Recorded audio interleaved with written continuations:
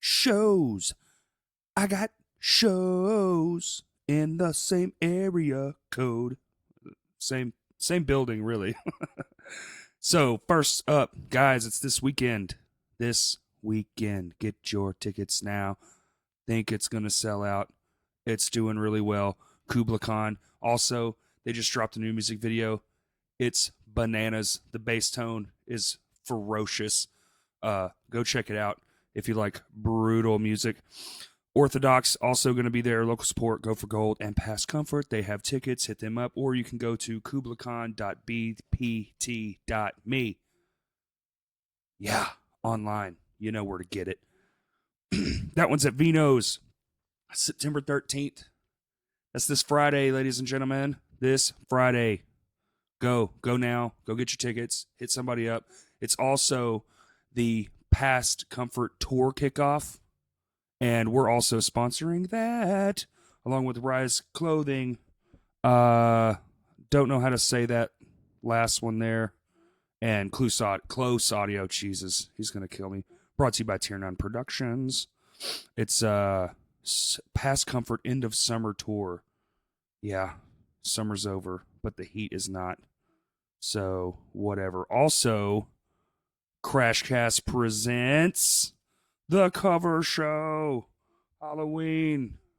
You know what I'm saying? Halloween. It's going to be awesome. We're working our asses off. Actually, Thursday, you will hear a special podcast just about that. It's either going to be Thursday or maybe next Tuesday. I haven't decided yet. It's coming out within a week or so.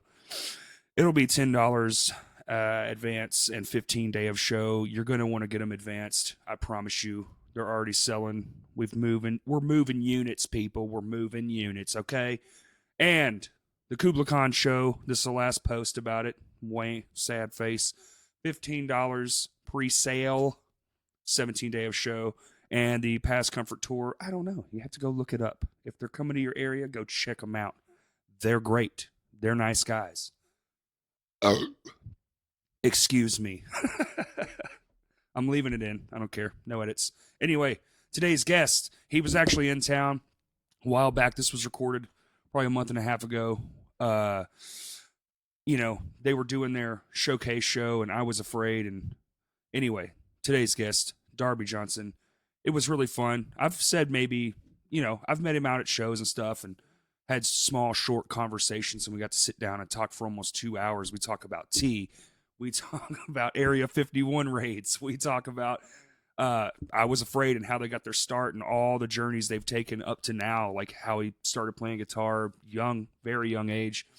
We also talk about, the music scene in general, good ideas for marketing strategies, those kinds of things, what we would like to do, what seems to work, what doesn't. It's a whole host of things. It was actually a really awesome conversation. I'm glad I got to have it with him. And I got to say thanks, Darby, for just, taking time out of your incredibly busy schedule while you were down here. I know it was only for a few days, and you came over to my house and gave me a couple hours of your time. So thanks a lot, man. And everybody else, enjoy the conversation. It's a good one.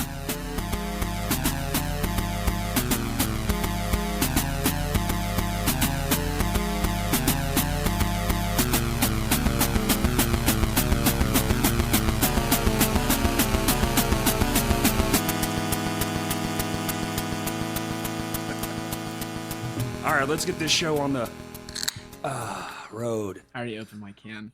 That's a click. Yeah. We can add this in post. Yeah. So I've got day drinkers because, day drinking. And then you've got, what is this again? Yerba mate. Yerba mate. The GOAT. The greatest of all time. There's more caffeine in this than a Bang energy drink. What? Or like a Rain. Yeah. And it's tea? It's tea. It's just yerba mate tea. But you can get them in different flavors. I say Revelberry is like middle of the pack. Okay. As far as like the Taste. flavor rankings. Uh-huh. Bluephoria. Okay. Which you were also kind enough to get me, is also like, I would rank that in the upper percentile of That's flavors. the upper echelon of flavor there. But even the worst flavor, it's still good. it's still good. The mint flavor, I think, is the greatest. Really? And Damn, you wouldn't I think a almost bought the mint mint drink. Oh, it's so good. It's refreshing on a hot day. And it's even like a punny, like pun style name too. 'cause it's Enlightenment. Enlightenment. Yeah, I was like, this is the corniest drink I've ever bought. They're very high-minded. They are. The brand is Guayaki. Yeah. Your guess is as good as mine. Mine's Lost 40, and it makes me feel good. You had the dude from Lost 40 on your podcast, Sure right? did. Zach Thompson. Yeah, he's the brewmaster. Cellar master. Cellar master. Yes. He has to work Cellarman. underground. That's it. Yeah. He's like underground. No. It's like cellar. just a different part. Yeah, that's what you would think. Everything's above ground there, as far as I know. I would like to work underground. Maybe they do keep him in the dark. Like a coal miner. I think you got to get like a government job for that. Yeah. Or like someone who like works at Area 51 There you go. underground. Well, they're about to get storms, so who knows? I'm going. Oh, are you going? You're part of the 500,000. I'm the first responder. I'm in the front. I'm Naruto running through the front. Part of me really hopes it does happen, and then the other part of me doesn't want to see 500,000 people get bombed out of existence. Well, so here's how you have to go about it. I've thought this out. I've studied the topography, the map of Area 51. We're going to have to go about this in a really smart way. Mm-hmm. So I don't know how many thousands of people are attending on the event, but let's just say that half the people show up and it's like 200,000 people. That's still insane. You can amount of make people. a ring around Area 51 that's like at every step of the way is hundreds of people deep. Oh my god! And you can just close in on Close it. in. And yeah, the people at the front will die, Of course. but that's the sacrifice that you're going to be willing to make It's a bit for of the a aliens. Civil War approach where the front line, is out, and then Yeah. the rank behind them just takes over. Maybe kinda we like a put, Greek like- soldier. People on death row are at the front or something, and That it's would be like you can have one. This is your last go. You can try to kill as many Area 51 guards as you can, but it's like almost a death sentence, Yeah, I would say yeah at this point, because I think if enough people show up, they're just dropping bombs. They're not Well, gonna care. Oh, like they're gonna just nuke the facility. Yeah, they'll just take the whole thing out. Oh, wow. They'd I rather never have thought about nothing- that. They'd rather have nothing than somebody figure it out, right? Because what if there's nothing there? That tells us even more, right? Oh man, I didn't think about that possibility. Yeah. Well, what I was gonna say is that when we storm Area 51, we have to take guards and scientists hostage. Yes, of Because course. they've definitely got like key cards Mhm. and retinal scans and thumbprints and all All sorts of that. stuff. So we're gonna have to like take them hostage. Yeah, and use probably them. even some sort of like they have to be alive biometric system. Like you Mhm. can't just use their dead body. Like Oh in yeah, we're movies. gonna have to keep them alive Yeah, for until sure. the end. Yeah. When we find the alien weaponry, it's gonna be like Halo 3. And we're gonna be like riding like ghosts and But, yeah, banshees and stuff out of just there. Invisible stuff. Just then what? It's gonna be so sick. Okay. Then it's be just awesome. a party, really. Oh yeah. Get Well, some food trucks. the aliens are gonna owe us, and so they're gonna show us all their like cool All their magic cool tech. stuff. Yeah. Provided they're still alive. Oh, they're definitely still Because alive. if it was a crash thing and they're not living, and no longer with us, as they would say, what if Oh, they're yeah. just like gooey leftover bits? that would be gross. That would be pretty awesome, though. Still, But yeah, it would be cool. Keep a little bit of it in a vial around my neck and walk around like, yeah, I've got a melted a alien, melted gray, right just a here. little gray man. I feel like they're alive. I just don't know. I just don't know what to think about any of that. I hope it.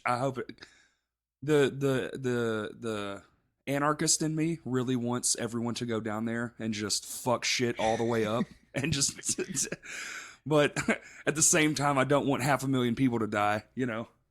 Well, it's one or the other. It so is one or pick- the other. And I really Yeah. want the chaos. I do too.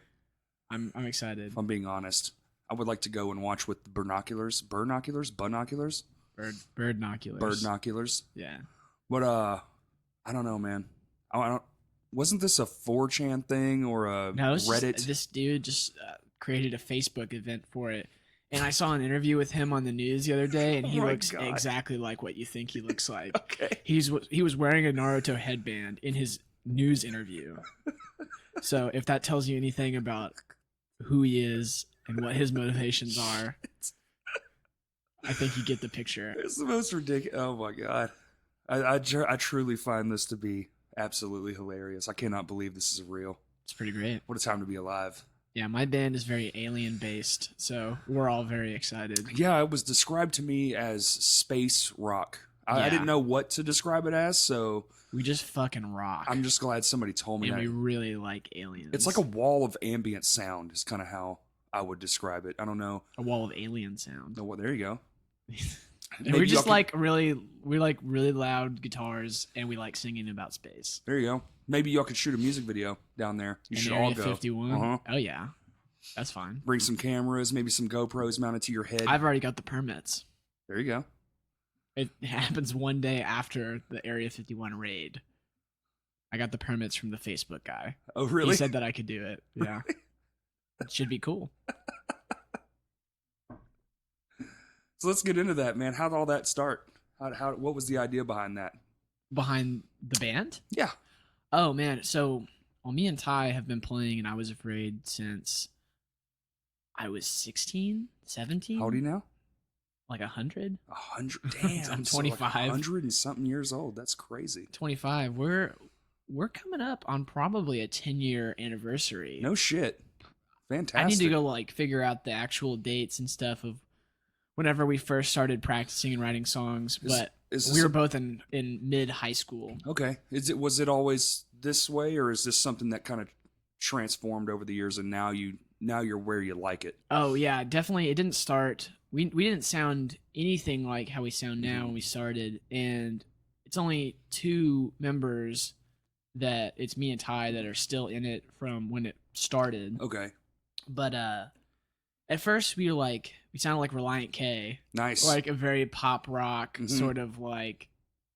I mean, you know. Yeah. I know Reliant K. It's good. Because I love that stuff when I was like in high school, and it kind of just like as my tastes change, as all of our tastes changed, the band kind of just changed, and so, after we were doing like really poppy stuff, we kind of got into more of like a Title Fight sounding sort of more complex chords, but still very like punky type stuff, and then when we added Evan into the band and we started kind of transitioning into more like spacey rock stuff, like bigger guitar like sounds. the band Hum or Failure, stuff like that. And but that's the style that we really like landed on and became like, okay, this is what the band is. Okay.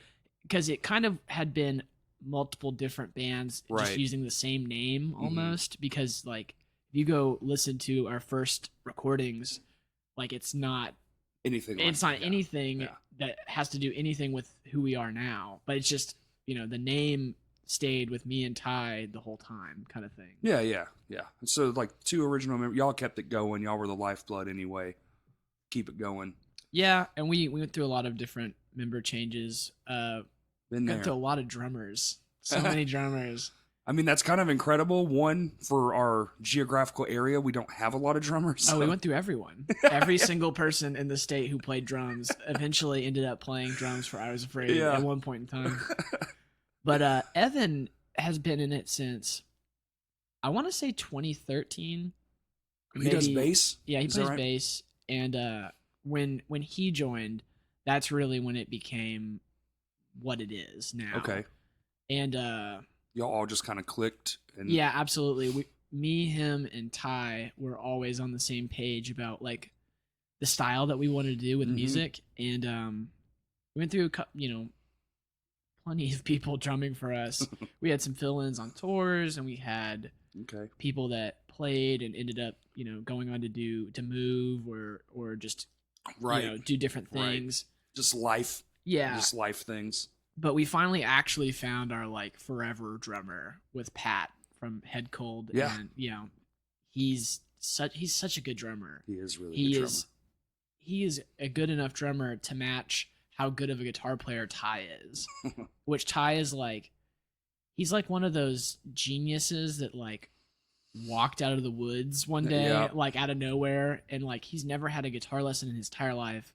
I asked him to play a C chord for me the other day, and he's like, I don't know how to do that. Same. But he's like, I can rip you a crazy ass song. like, I mean, if people watch him play guitar, and it's just like, this guy is like just from a different planet. Yep. Almost. I love those types, man. They're Yeah. my favorite. And I don't even want him to learn how to play a C No, chord. because I don't want to. then you change your algorithm. Then Yeah. you know. Oh, after C comes this. Where see, I kind of like that myself. I'm the same way. So it gives you kind of a unique advantage to not know anything. So really, you can just make whatever the hell you want.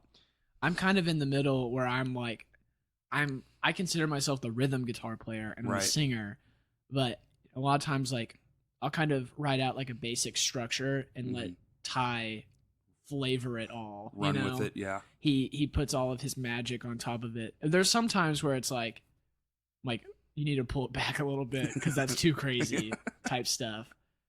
But yeah, the lineup that we have now and we've had for a long time. Pat's been with us for like 2 years now, so pretty solidly. That's solidified, yeah. Yeah, no, he's gonna be our drummer, till the end of time because we're never ever gonna break up, no matter what. Oh, that's good. Yeah, we're gonna die in this band. Awesome. Die from this band. Right. Yeah.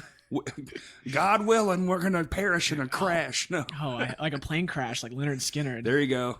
I can only hope. Yeah, and then you make some weird album that the story with the flames on their album. The album predicted it. Oh my gosh! Yeah, no, I didn't hear that. The album that came out right before they died. There's a flame behind each one of the members that died. It's like a pyrotechnic style flame, like shooting up from their head. It's kind of crazy. It's creepy as fuck. My you think friend it has to do with copy Area 51? Probably. Yeah. Cool. Aliens definitely killed Leonard Skinner. I wouldn't have it any other way. I like that story the best out of everything. But yeah, the lineup that we have now is what I was afraid is. Good. It took us a long time to kind of finally settle on it, but it's cool. And then I moved to Austin. Yeah, we're gonna definitely get to that point. But I was thinking you're sitting here talking, and I've been in a few bands that were like that. I've had 2 bands that I know of for sure where we started out as one thing and ended up a completely different thing, and it took years. But it's like once you get to a certain spot and then you play, I mean, like my current one that happened to was Lame Johnny, and it's like we played one song a certain way and it was like, oh shit, this is it. This is who we're supposed to be. Not this other like highly flavored rock and roll version, more of this drop down punky version, more aggressive. Because I mean, it's kind of just like life in general, is that you just over time you kind of figure yourself out, and that's kind of how it happened with the band too, is like over time collectively we just kind of figured it out. Well, and that's a unique experience too, because you were, I mean, a child in a band. Oh yeah, you don't know who you were. I mean, when I look back at my 16 when I look back at my 16-year-old self, I'm like, that kid was a fucking idiot. Oh yeah. And then you look, and then you even 25, and then as you get older, you'll probably be in the band at 30. Yeah, that's a long time to be in the same band. Oh yeah. Well, I mean, and it never feels like, oh, I'm in the same band. It's like, this is just what we do. Right. It's not something where I put any sort of like specific expectations on it or any pressure on it. It's just like this group of people, when we play music together, just has this name, Right. So yeah, but to get back to what you're saying, totally, if I look back on what I was doing musically at 16 or 17, I'm like, that is horrendous. Yeah. And I am really embarrassed. Yeah. And I hope that no one has any of the recordings from the first 4 or 5 songs we did. Right. Some of those early and EPs. I will say, at the time, yeah, it was great, right? It was really impressive for the time. Yes. Like, people around here really liked it when we were like a pop punk band. Mm-hmm. And actually, to the point that when we changed styles, people were they were a little like, oh yes, yeah. The naysayers, yes. Yeah, they were like, I really wish you'd play these songs. We're like, well, we don't do that anymore. Sorry. I mean, you can listen to them on record. Yeah, or don't. I'm a fan of changing it up sometimes, man. You can't stay the same forever. Look at Thrice. Everyone loves Thrice, and damn near every record they make is totally different. Yeah. Well, even now, it's so weird. Like, we'll play shows, even out of town shows, and people will ask us to play songs that we haven't even practiced in 5 or 6 years or more. It's kind of it's cool in a way that like, oh, they know that song It's very from cool. a long time ago, but it's also like we're not playing that song. Yeah, come on, bro. Like they ask us to play songs from like when it was just me and Ty and other members in the band. So the other members have literally never even had this material in their hands. And No, played they've it. never Yeah. played it. They've never they may have saw us play it as like, And that could be a big maybe too, right? yeah, who knows? Who knows? But I always think that's funny when people are like, they call it a song from so long ago. I'm like, you're really reaching on that one, buddy. No, we're not. So you guys play out of town often? Is that something y'all like to do, or? Well, we've toured quite a bit. The last tour that we did was about a month and some change, Mhm. and it was really long. It was a whole like, we did like everything west of Arkansas, so not just like a West Coast tour, but like All the states. every state. I think we visited states that didn't exist. We found places that weren't even on, Washatucky that weren't even on the map. We played there. Oklahoma, Texas, or something. Yes, Yeah, but that was the middle of nowheres. that was a really long tour, and I remember that one Dude, being a month and a half. That's pro level shit. Yeah, that's pro level ambition with Yes, amateur level with the amateur level bank accounts. Yeah, amateur level bank accounts. Yeah. Where the best of nights were 7 deep in a Motel 6. Mm-hmm. The worst of nights were Seven a deep cat in throwing up on my sleeping bag Oh, somewhere. dude, Oh yeah, that happened to me. And disgusting. that was at the very end of the tour, and I was so tired. I was just like, I wanted to be home so bad. The shows were fine, but it was just so long on the road. I don't think people understand what it does to you, man. And a The cat fatigue is threw unreal. up on my sleeping bag, and I almost cried. I bet you did. I was like, come on, man. Dude, I have a friend of mine was on tour for about a month, and somebody they had this stupid game where they would knock food out of your hand called flop. I would kill someone. Well, that's the I would deal. go to jail. They said they did it to him in a Taco Bell, and he just, instead of getting mad, he just started crying. I was like, yeah, I bet he did. Yeah, there's a point where The fatigue is unreal, yeah, man. of not being able to like have any amount of privacy or be able to sleep in a bed most of the time. Take an actual shower in your shower. Yeah. Like, it's like being on the road it's way harder than going to work. It's infinitely harder than it's going to work. incredible.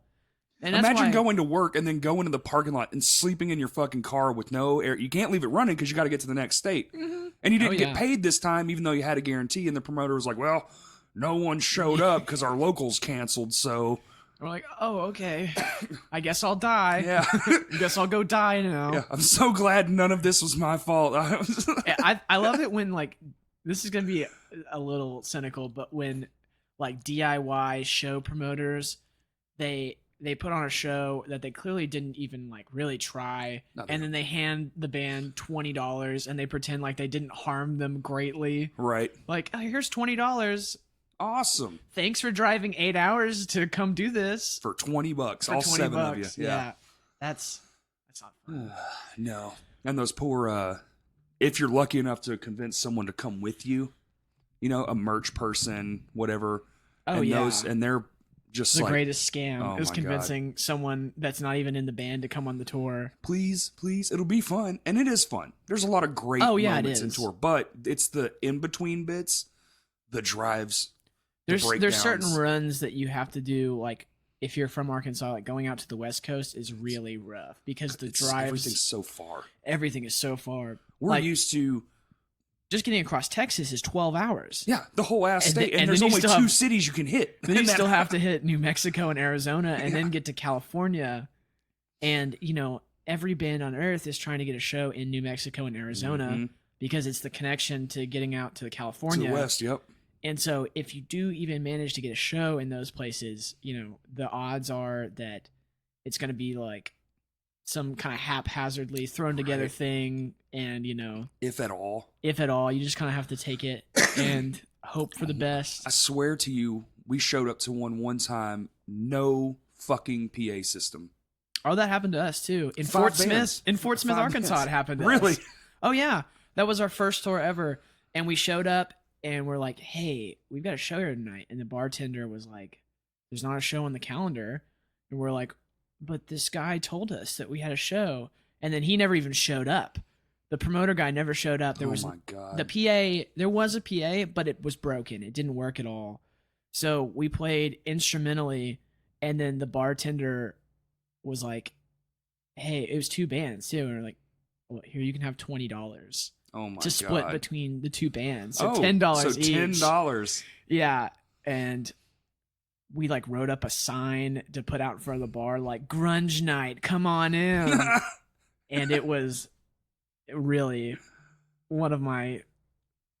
What's the opposite of a shining moment? Dull, more dull. I don't know. I don't know. I don't know. Something. It was just bad. Shit. It was a shitty moment. Yeah. That was one of the things where I was like, "Fuck, okay, Yeah. that sucks." Hey, But you gotta kind of bounce back. You from just it. turn to your bandmates and be like, "Remember when this was awesome?"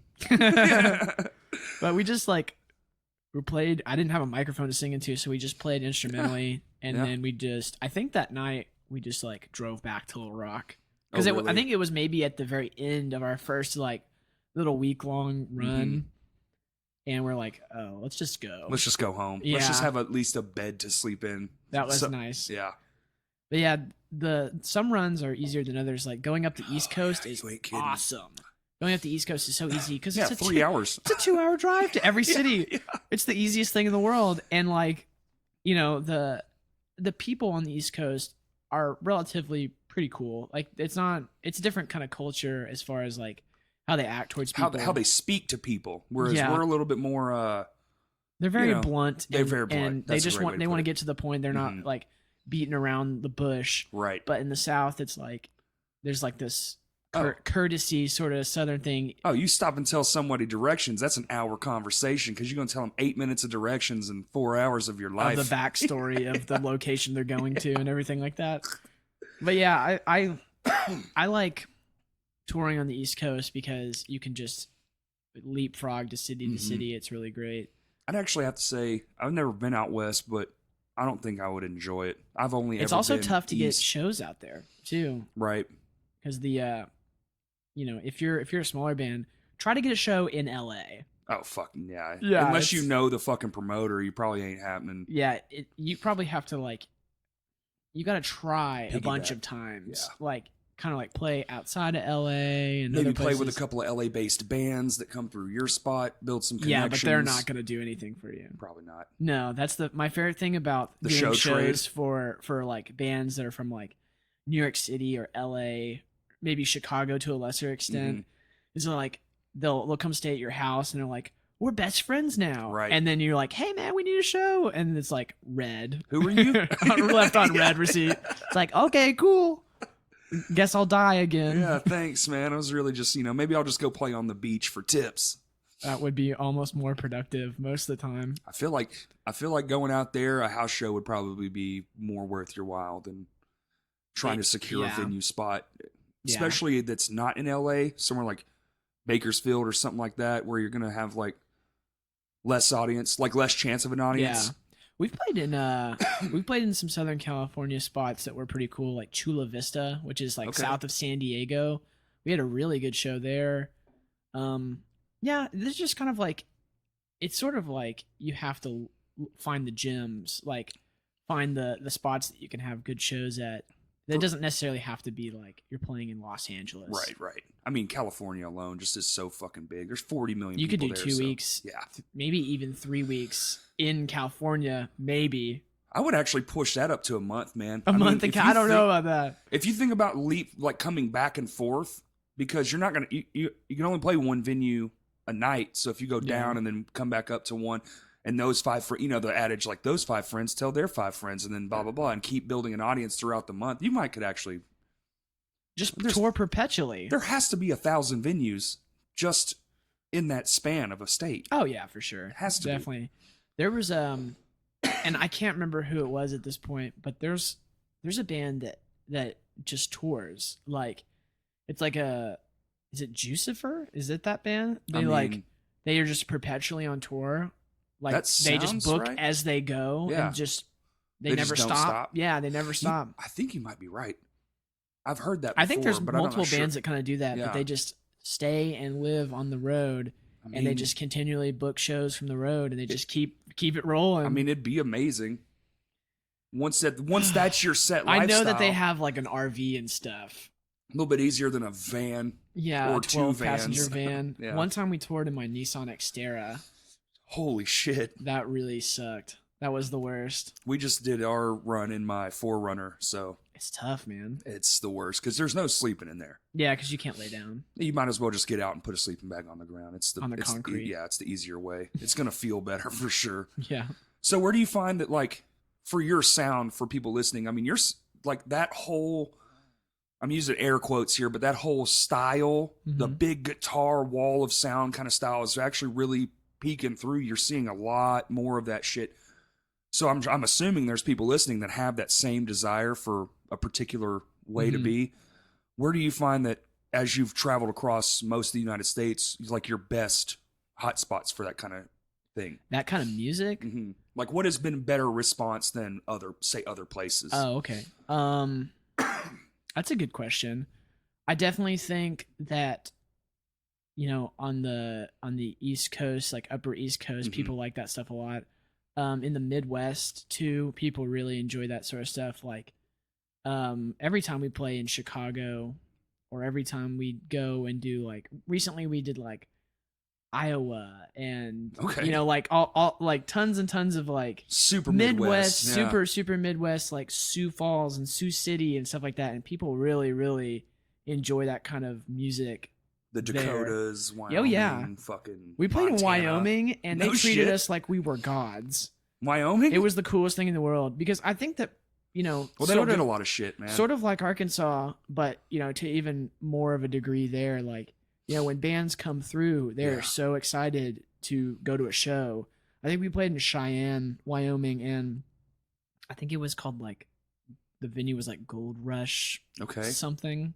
Sounds like a casino. It was like, I know. It was like a restaurant, bar / music venue thing. Okay. And like their version of our Vinos? It was big. It was bigger. Yeah, it was like a rev room type place. Cool. It was cool. Cool. But they were so nice to us, and the owner of the venue like had us sign a T-shirt and put on the wall. Like, I was like, I think you're overestimating how popular we are. I feel that way about every compliment ever. Yeah, I think you're overestimating me. Hey, thanks for coming and playing, man. You're overestimating. Don't thank me. Don't thank me at all. I should be thanking you. Yeah, exactly. For allowing me to do this. Yeah. But yeah, driving through Wyoming was really crazy, because it's the 10th biggest state by land size. Yeah, land mass. And it is the 50th state in terms of population. Yeah, there's no one there. And so we drove through Wyoming. Isn't it like 3 million people or something? It's so oh no, low. It's like 500,000 500,000 people in the entire state. God. And so it was like being on Mars or something. Yeah. Like we were just driving, and it's just like this open sort of like cowboy style plains as far as you can see. And we were driving like slightly uphill for like hours and hours and hours, and eventually our transmission like overheated in the van because it was like summer or I think it was summer, I have no idea, but close enough. It was hot outside, and we were just pulling a trailer with my minivan at the time, which we weren't even supposed to have a trailer hooked onto. No, I went to U-Haul and had them install a trailer hitch on this Windstar minivan. And let me tell you, it did not enjoy pulling the trailer. It got the job done, but it was like just barely. Yeah. I realized we were driving with the overdrive on, whatever that does. You're not supposed to do that with a trailer, yeah. Yeah, I don't actually know. Well, it shifts the power down, and when you're slowly nerdy car guy moment. Mm-hmm. So the way they're geared, overdrive's made for cruising speeds. Yeah. So when you're on a slight incline or even a heavy incline, say you have an overdrive problem, you always put it in drive. But trailers add drag. So that drag is flat, not really that noticeable for the vehicle because of inertia. But on a slight incline, no matter how slight it is, you're 100% pulling the weight of that trailer. Yeah. So the way it's geared, it's not made to do that. So it's constantly pulling that weight, whereas it's not supposed to. And as you're going uphill, all you're doing is creating more friction than it's designed to handle, basically. Well, and yeah, you're overworking the fluids. The mechanic, yes. Because we pulled into some place in the middle of nowhere, and he was like, I'm surprised the van didn't blow up. Yep. And I was like, well, no one told me that I was not. And it goes into overdrive by default. Yes. And I was like, well, why? What do you mean? Why is the default setting the blow the van up setting? Well, because it's not. Well, first off, you weren't supposed to have a trailer at all. Well, tell that to the people FBI. at U-Haul. The people at U-Haul shouldn't have even done it. Really. Why don't you call the cops? I say that to mechanic. Well, how about you call the cops on me then, narc? Yeah, sorry, fucking guy. Oh my god. I mean, technically, most vehicles aren't really designed to pull trailers. Mine has a hitch, and it doesn't even have a tow mode. Mm-hmm. And yeah, you're supposed to just put it in drive, but it fucking drinks gas. You would have doubled your gas bill for sure. That would have not been sustainable. Or you can be the band we met up with in like Missouri somewhere. They showed up, and they were like, "Oh, we're waiting on the other half," and they were from Atlanta or some shit, and they had 2 Windstar vans. So they split their gear into 2 vans and their band. So they were on tour in 2 vehicles. I was like, dude. What's the over-under on the cost effectiveness of that? 0. You think? I mean, we got to weigh out the pros and cons of, transmission trailer, damage. The payment for that. Distributing the weight and right. the gasoline. I mean, yeah, it probably does not make sense financially. I don't think so. But it makes sense comfortability wise. 100%. Yeah, because there was like 3 people in each car. So, I mean, you could spread out. So they split the gear between 2 vans and split the people between 2 vans? Yep. And then smart. they would just shift, like who hung out with who or whatever. Yeah. So it wasn't if you're the same. mad at someone, you can go in the other van. I'm going to van 2, Windstar 2. And what's great is they were both the same van. They were both Windstars and they were both tan. That way, one of them can commit a crime. There you go. Wait. No, I don't think that's going to help anyone. I was going to say, like, they can get away with stuff. But then if they both have the same car. Was yours a tan Windstar? It was gray. Gray. Damn. It was almost tan. Yeah. If we just added Cuter, a little maybe. bit more flavor to it. So you moved to Austin, huh? I did. What's that about? Austin, Texas, not Austin, Arkansas. Yeah, I moved to Austin, Arkansas. Yeah. Population 1,000, or how many people? Almost Cabot. How many people live there? I have no idea. 0. Well, so what's the question? You said, what's that about? Well, I mean, you have your band here, your life here. Yeah. I'm assuming it's school related. In a way. Yeah. Are you forever staying in Austin, or? Hopefully I can just convince everyone I love to move there. It's the best of both worlds. Hey, my friend did do that with New York. His whole family, everyone just moved up to fucking New York. City? Mm-hmm. Oh my god. I would not try to convince anyone to do that. I mean, but he's killing it, so I mean, it kind of worked out. Okay. Yeah. If he's got I'm that happy for him. money, Yeah, he's got that money. That green, baby. Yeah, man, if you want a 1-bedroom apartment in New York City for $2 million. Yeah, that's if you're buying it, if you're renting it, like I don't even understand how people make that much money. I don't either. I think they just do. It's like minimum wage. It's like, well, it's $100 an hour because everything's so fucking expensive. Yeah, here. I guess the cost of living there matches the income salary, basically. Right. Seems a little fucked. It's like Tokyo to me. No one fucking lives there. They just move in. Billionaires live there, but yeah, they just commute to work. Here's a scheme, okay? So get a job in New York City. It pays you tons because they assume that you have to live in New York City. Right. And then move to Arkansas. Well, just commute. Like by plane or helicopter or something. Probably still save money. You'll probably come out in the green on that one. Uber for helicoptering. I bet you would. That actually. exists. Yeah. Yeah, no, it literally does. I saw a YouTube video about helicopters. There's a helicopter taxi service, and I think New York City that you can call on like an app. Get the fuck out of here. Yeah, but I mean, who has $13,000 to spend on a taxi, an air taxi? People in New York certainly fucking do. Some of them, most of them. I'm gonna give that's my entire net worth. Oh yeah, shit. I don't even probably less than that. That's probably half my year's salary. Probably I could probably do that twice a year. I'll if that's sell all my I did. soul Yeah. to the helicopter pilot. Please, sir, one ride. Can I have a ride, sir? Please, sir, to the top of the Empire State. Just the I'm once. just gonna jump off. It's been fun, world. Yeah. Bye. It's like I put my credit card on file, There you go. but I jump off. So it's like, ha. It bounced. You- So did he. Yeah. Right well, off the concrete. I exploded on the ground like a gray alien at Area 51. Just. Pff. So is it school or are you going to, are you Well, so interning? I got a job opportunity there. Okay. Transferring with the same company and That you do here. that I did here, yeah. So what's And that? then I just got a management position that Oh, okay. opened up there, Cool. and they asked me if I wanted to move, and I have to wait to get in-state tuition, so that's why I haven't started class yet. But Gotcha. yeah, I wanna finish up school, and I really like living there. It's really cool. It's a fucking wild town. It's so man. awesome. The people been there there are a few really times. great. You know, all my coworkers are really awesome. Mhm. The one downside is it just doesn't have all my friends from back home. Right. And obviously, like, you know, I can come up here for stuff like, you know, we got that show tonight. So it's True. it's only like a 7-hour drive, which to normal people is a long time, but to me it's like Shit, yeah. just turn on a podcast. That's it, dude. 2 podcasts and I'm there. I just started listening to a Dungeons and Dragons Oh, podcast. shit. Uh I love podcast. There's everything.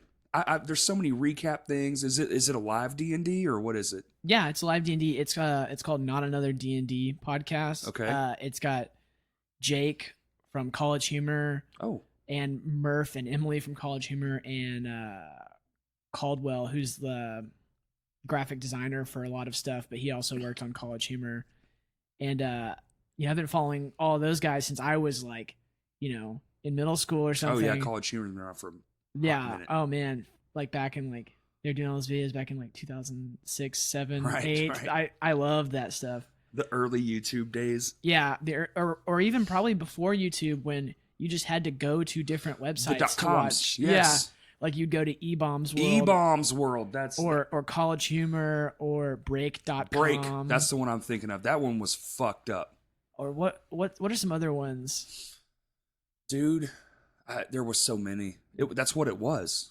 That's what the internet was minus MySpace. It's kind of weird how it's kind of monopolized where it's I like, know. you know, back in the day, you would go to like dozens and dozens of different websites. Like you would surf the internet. Yeah. Like you'd be going to, you know, tons play games on like addictinggames.com, and then you go to College Humor, and That's then you it. go like Newgrounds or like all these different E-Bombs websites. World. E-Bombs World. I didn't really like E-Bombs World very much. Eh, It was like very nasty. what was that? Yes. And there was that really fucked up one too. It was like all the dead people. E-fucked?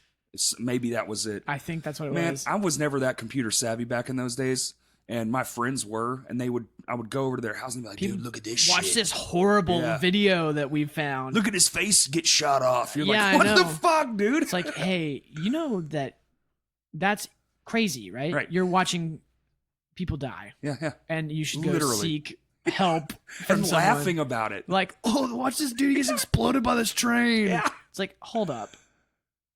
Yeah. Just take a big old pause, Yeah. reevaluate, and restart. Yeah, dude. I don't like that stuff, man. I don't like gory type stuff or People shoving shit into their self that's Oh, yeah. way not supposed to be in their self. I don't even like watching people mess up the national anthem. Oh, it's cringeworthy, right? I can't believe, like, as someone who sings in a band Right. and gets on stage, Right.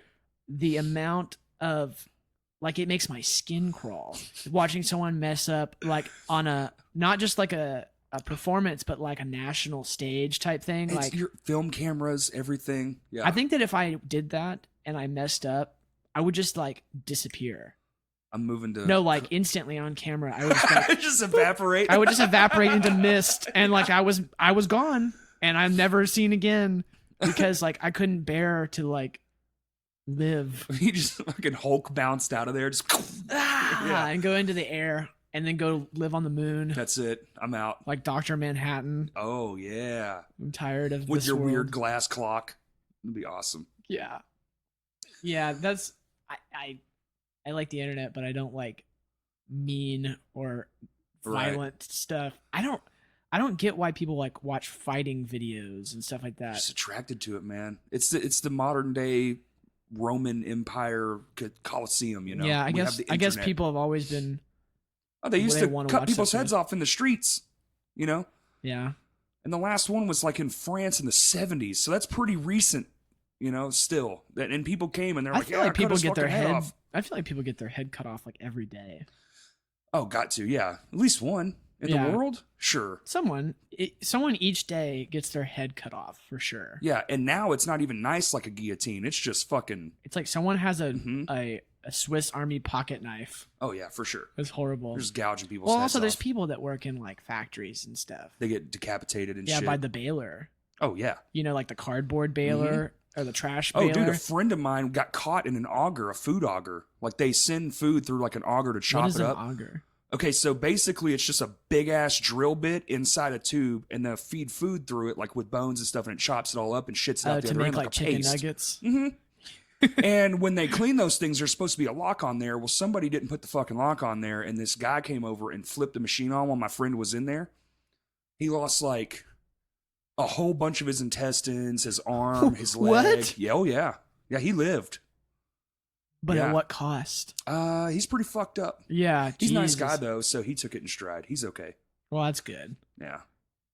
Should we do Not like to a really- GoFundMe or something? I mean, this or was- is this over? I was a child, not a child. I was a teenager, so the internet barely existed. It was like dial-up shit, garbage. Here's a question. So His name was Steve. you remember? Obviously, you remember dial-up internet. Mm-hmm. So you know all the sounds that it made. You know, My favorite one is the dong at the end there. But here's the question: why was it making sounds? What did the sounds do? I think that was the. No other thing makes sounds. Like, why is the internet making sounds? I'm trying to remember. Wasn't that the? That was like the. Almost like me talking to you is like an auditory response, like, "Hey, I need in the door."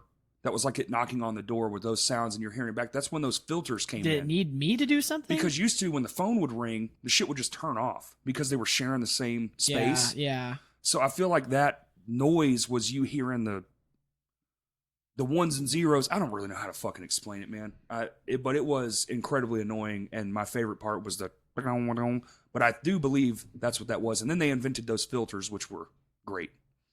Filters. Yeah, the filter that you plug two lines into, so when the phone rings, it doesn't kick you off the internet. Oh, hold on. I'm YouTubing dial-up sounds.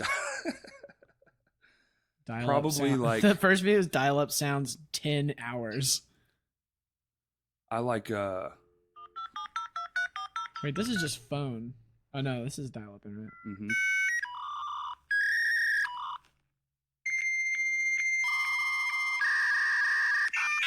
Here it is. You just made a lot of 30-year-olds cry. What? I just don't know what where did the sound come from? I honestly Did someone don't know. create that? Like some dude at like Sitting at a IBM server, yeah, sitting yeah, is yeah. like, well, what when it does this thing, what sound should this be? He's like, How about really shitty? It was Bill Gates just playing tricks on everyone. yeah, Bill Gates is like, they'll fucking love this. I know they will because it sounds like techno, which people don't understand yet because I'm a time traveler, will be really popular in like 30 years. Bill Gates did invent techno. That's true. He 100% invented techno. I just always wanted. If someone out there can at me on Twitter and tell me why they had sounds, like what does the sound signify? I don't know. I don't know either. I But need- you're a singer, correct? I Living in am. Austin. So actually, let's get to that part. So you're living in Austin. I'll talk about the singer thing in a minute, but you're living in Austin. How has that changed the dynamic of your band? Because now it's like a long distance relationship, I would assume. Well, we did it once before when I was in college at Mhm. Fayetteville. So Which is we about wrote 3 hours away. Yeah, it was 3 hours away, but it was something where it's like I could only come to town sometimes because I was in school Right. then too. And me and Ty wrote our whole first album through sending private YouTube videos back and forth of like guitar riffs and stuff. Okay. And we would, do that and then kind of get the ideas together and we'd go and practice. Mm. Later, I would come to town like, once every couple months or something. Right. And we before I left anyway, we have written quite a few songs that we want to record and stuff. So it is kind of like a long distance type thing right now, like a postal service esque. All right, mailing shit, which is a lot easier now. Yeah, now we've got email and not even dial-up internet. We can send it almost instant. And you have, I mean, you can literally record shit right on your phone with GarageBand. Oh yeah, for sure. The times they are a lot easier. So it doesn't feel like such a limitation like it might have been in the past of living kind of far away. Right. You know, where the only way to do it was to be there. Yeah. And it's also cool because I feel like it was good to take a little bit of a break too, of like not putting any pressure on like, hey, we don't have to book any shows, we don't have to practice, we don't have to write anything. You know, take some time to like recharge a little bit. Yeah. And we're about to do that ourselves. I think it's that's healthy. Man. Yeah, yes, it's very healthy good. Because you know we haven't played in about 5 months or so. We're playing tonight, but you know it's really fun getting back into practicing. You know, being with everyone, and it made it really enjoyable. It's like new again. Yeah, because you know it wasn't too bad, but kind of some of the obligations we had before kind of felt like a chore a little bit, like yeah, we've got this show, right. And I'm like I really would rather play video games or something, and that's not a good thing when you feel like that, because it should be feels fun. Like work, it's no longer. And sometimes it is important to put in hard work, sure, but yeah, no, it's good because taking a little bit of a break, I wouldn't even really say it's a hiatus, because it's just like, well, yeah, because it's not a forced thing, and you can still play shows. Bands on hiatus don't do shit. No, it's basically you're broke up till you're not. Yeah, we're not broken up. We're on hiatus. You know, I just live a little bit further away. Right. So really, it's been like past 5 months, kind of taking a breather, recharge, getting geared up for this show has been fun. But we definitely have like things on the horizon that we're doing. Nice. I mean, as far as like getting things written, are y'all I'm assuming you're writing new material still, but just using different methods. We have like tonight we're playing three or four songs that we haven't had recorded or anything like that. Oh, so it's new to the people listening. Yeah, well, some people that have seen us, we've played them a couple times before. Okay. But it's like we've got material that we really want to record and put out, and we have like 3 or 4 other songs that we kind of wrote, practiced, and then said like, you know, and kind of scrapped it. Right. So we've been in the writing process for a while because we want to put out, you know, another 7-inch or something, whatever it may be. But yeah, so we're just kind of taking it, you know, as it comes, doing it. Are you doing the EP approach? Is that what you guys are into right now? I know a lot of bands have opted out of albums and are shooting for like singles and or EPs, smaller collectives. I think it'd be fun to put out another 4-song. You know, we did a 7-inch with Sunday Drive Records, and that was really fun to actually press something to vinyl and you know, do that whole thing. So yeah, maybe like another 4-song type deal would be fun. But yeah, we just kind of taking it as it goes and not putting any like specific expectations or anything like that on there. So no extra pressure. Yeah, just doing what is fun and what we are gonna enjoy. Awesome. Yeah, I like that. Not like killing yourself just to make something that might not even, you know. Yeah, I mean, we take your time, make it good. Yeah, just focus on making it good and having fun with it. Right. I think that shows too, even in recording. Like as silly as that sounds, I feel like a part of how you're feeling comes through the other end. Oh, absolutely. For sure. You know, if you're not about it, it's gonna show. Yeah, if you don't have fun, it's gonna totally show on the recordings that you don't have the energy there. Exactly. Energy definitely transfers through like audio formats for sure, I feel like. Especially because we don't when we go record, we don't really do the lay one track down at a time type thing. We typically like all together kind of thing. Yeah, we record all 4 instruments live at the same time. Love it, dude. That's how we do it, man. And I love that because when you listen to the record and then you hear us live, it's like almost the same thing. Almost the exact same thing. Because, you know, we play live. We're not playing to a click track. Same. We might jump in and double up guitars or something like that. Well, there's always shit you're gonna add because it's an album. Yeah, Man, for remember sure. that thing we'd love to have right here, like some sort of operatic piano organ fucking. It's like, let's just do it in live. Who gives a shit? We don't have to have it. Yeah. But I like when I go see something and I'm like singing along, but then all of a sudden it's, fuck, I was singing along and now it's something completely different. I Yeah. love that shit. You know, when they take you off guard or whatever. And I like doing that too. It's like, man, we've been playing the same song for how many years? Let's cut it in half and do something weird in the middle, you know? That's we've definitely kind of done that over time where, you know, we've recorded something and played it a bunch, and then slowly over time we've kind of like changed some parts of it, like how we play it live.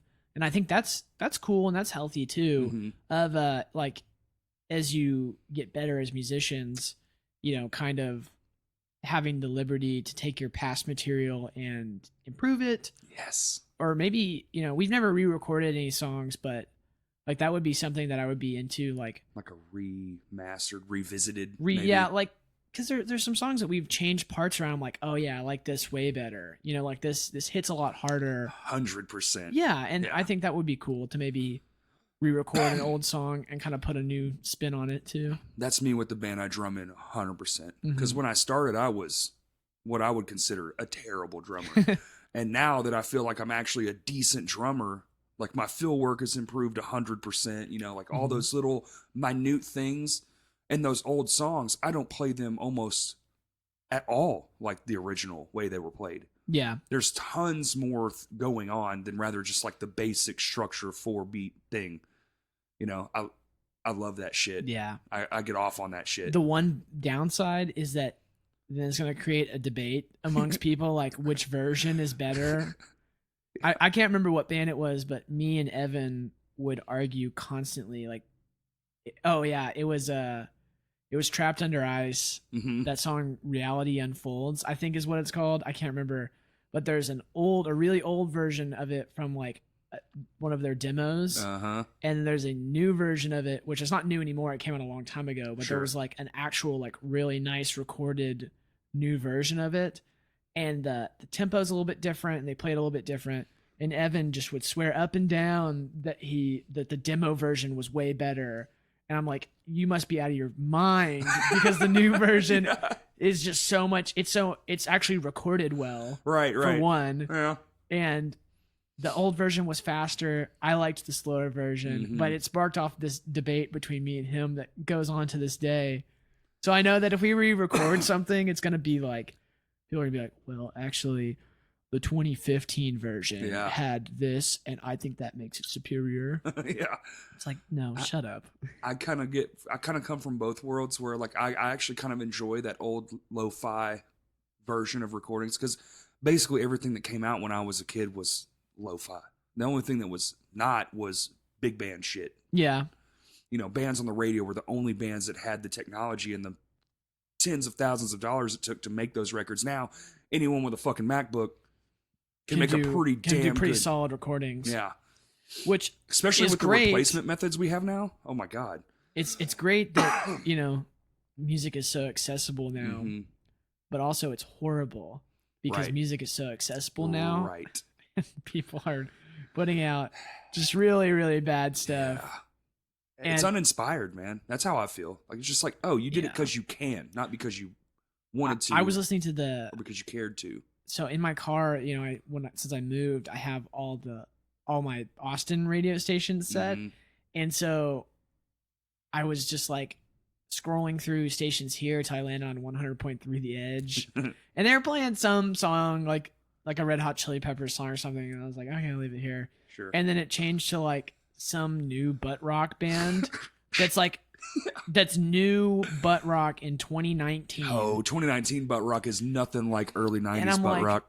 What the hell is this? This is the least inspired sounding music I've ever heard. It's like, this is why rock and roll is dead. Fucking dead. Yeah. Yep. I don't even. Rock and roll. Should I say the underground. band? I don't know. Yeah, sure. They're not going to listen to this. I don't think. We'll fuck them anyway. And if they want to, I'll fucking fight them. Are they from here? I have no idea where they're from. It was some band called Bad Wolves. Oh, I've never heard of that. And they're on tour right now with Papa Roach. Gross. Never been. I never. Papa Roach did kind of go hard back in the day. I will actually say one of their newer ones. They came out with something new. I watched a video. The singer. It was a YouTube deal, and I was like, this actually isn't too bad, man. Jacoby Like, Shaddix. is that his name? I'm almost certain that's his name. That's a fucking crazy name. Hold on. Jacoby. No, you're right. Is it? It's the guy. He had that show on MTV where it was like Scarred or something, and he would like show videos of people getting hurt, and the people would talk about it or something. No, but I'm pretty sure the that's last time I watched MTV was when. How the hell do I spell Shaddix? Chadix. How do I even spell Jacoby? Yeah, I would say Jacob with an I. Jacoby. No, it's with a Y. Oh well, I'm fucking. And I really spelled it all wrong. Not the smartest person. Jacoby. It's a crazy Shaddix. name, dude. I mean, he was born to be a rock star, clearly, with that name. You really think that's his real name? It might be. Dude, I hope so. Yeah, it is Papa Roach. There you go.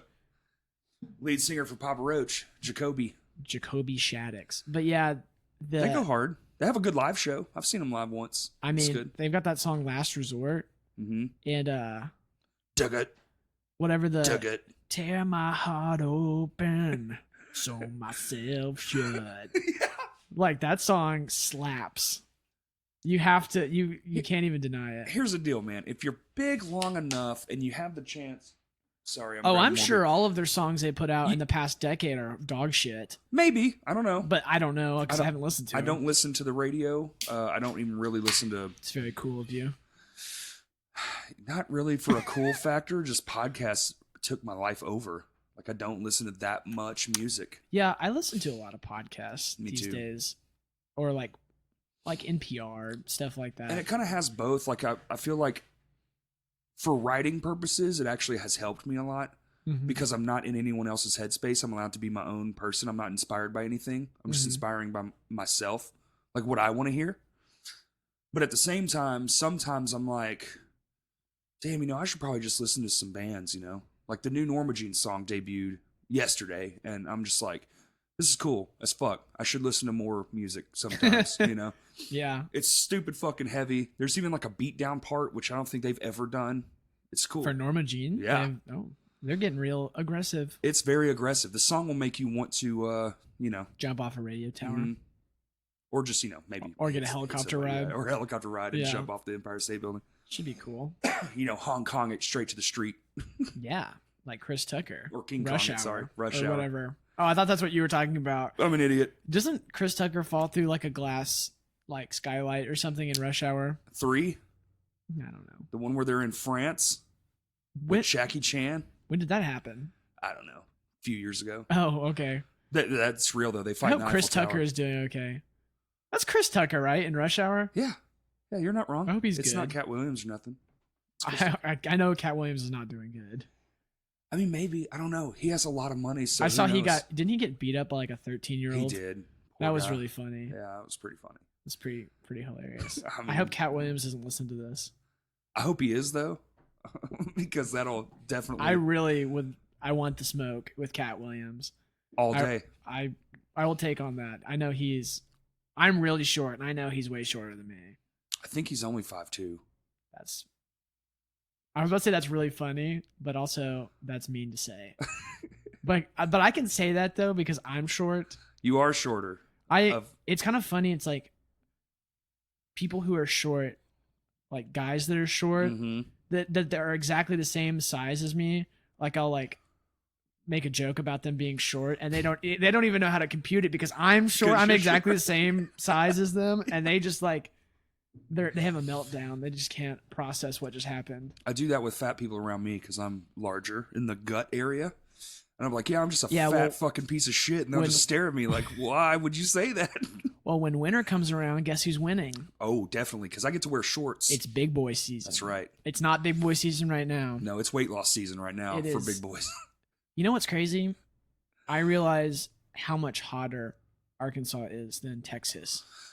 Well, they're drier down there where you're at. Yeah, no, The humidity level's a little lower. it is a dry heat.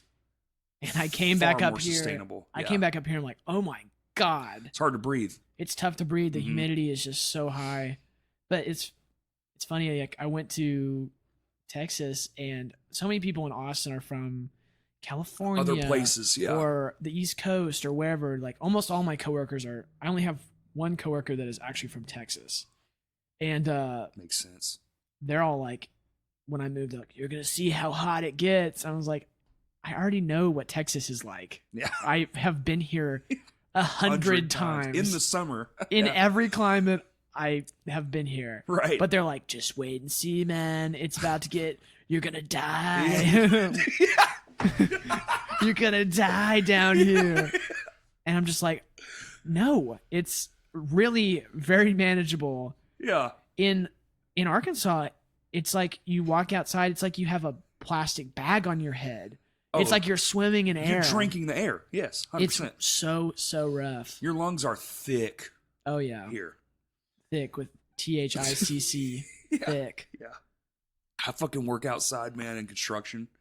Yikes. And there are days when the humidity's up and you can tell it's like 80% and you're just like, You know, some days in the summer here it gets to 100%. yeah. And And- it's 105 with And then the- 100% humidity. And the heat index is like 1,000 degrees. Yeah, it's like well, you check the Instant thing and it's like, death. Weather.com says instant death. yeah. I love it when you check the thing and it's like 95, heat index 107. You're like, then bitch, it's 107. Yeah. What is the difference between the heat index is the perception of the temperature that Yes. you feel. So therefore it is that temperature. It's like LUFS.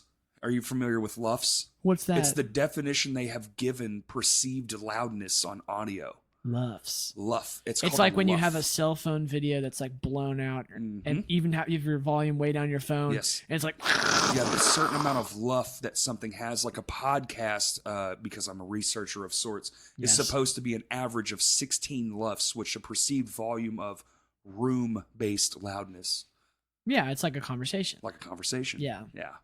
There's some times where I'll listen to a podcast and one person's microphone is like way louder than everyone Mhm. else, and it really ruins it. It does kind of take you out of the thing. That's the hardest part. Is this room is pretty controlled. Mm-hmm. You know, everything's very similar. There's not a lot of reflective surfaces. I mean, the sheetrock does a pretty good job of absorbing most of the Yeah. overtone. But once you add compression, you really fight it. And I really focus on, like when I bounce this one down, I'll be Mhm. focused on, okay, who's louder? All right, I'm going to pull their fader down. Let me add all my mastering to the bounce channel, the master fader. Yeah. Let me see what that plays like, and then I'll go play with the however many people are in the room. I did one time with Stan and Tommy and a bunch of guys. It was the Rebuild the Stage episode, like the Mhm. success, and I fucked up, man. I forgot to turn Stan's mic on, but Oh, what I no. had was the guitar cabinet mic on. So what ended up happening was I had an echo in the whole episode. Is echoey. Oh no. But to hear Stan, I had to boost mine to see, like, just to get him in the audio, like, because basically you're getting the room volume at that Yeah. point of just when he was talking, and it was just so fucked up. And That's so, it's like, so tough. yeah, and that's a real reason why, It's a learning experience. it is, and that was one of my early episodes, so it's like that was 7 fucking months ago. You're closing in on 50 episodes, right? Yeah, I just celebrated a whole year. That's awesome. I took a couple weeks off when I toured, Mhm. so I missed a few. But yeah, I'm actually. Do you try to put it out weekly?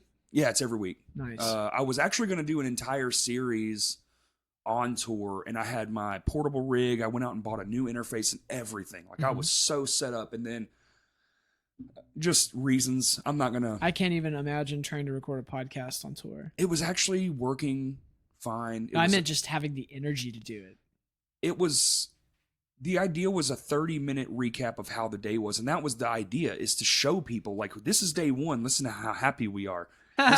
This is day 10. Day 10. Yeah. We have lost all hope. Yeah, it's like star date. Fuck everything. Yeah.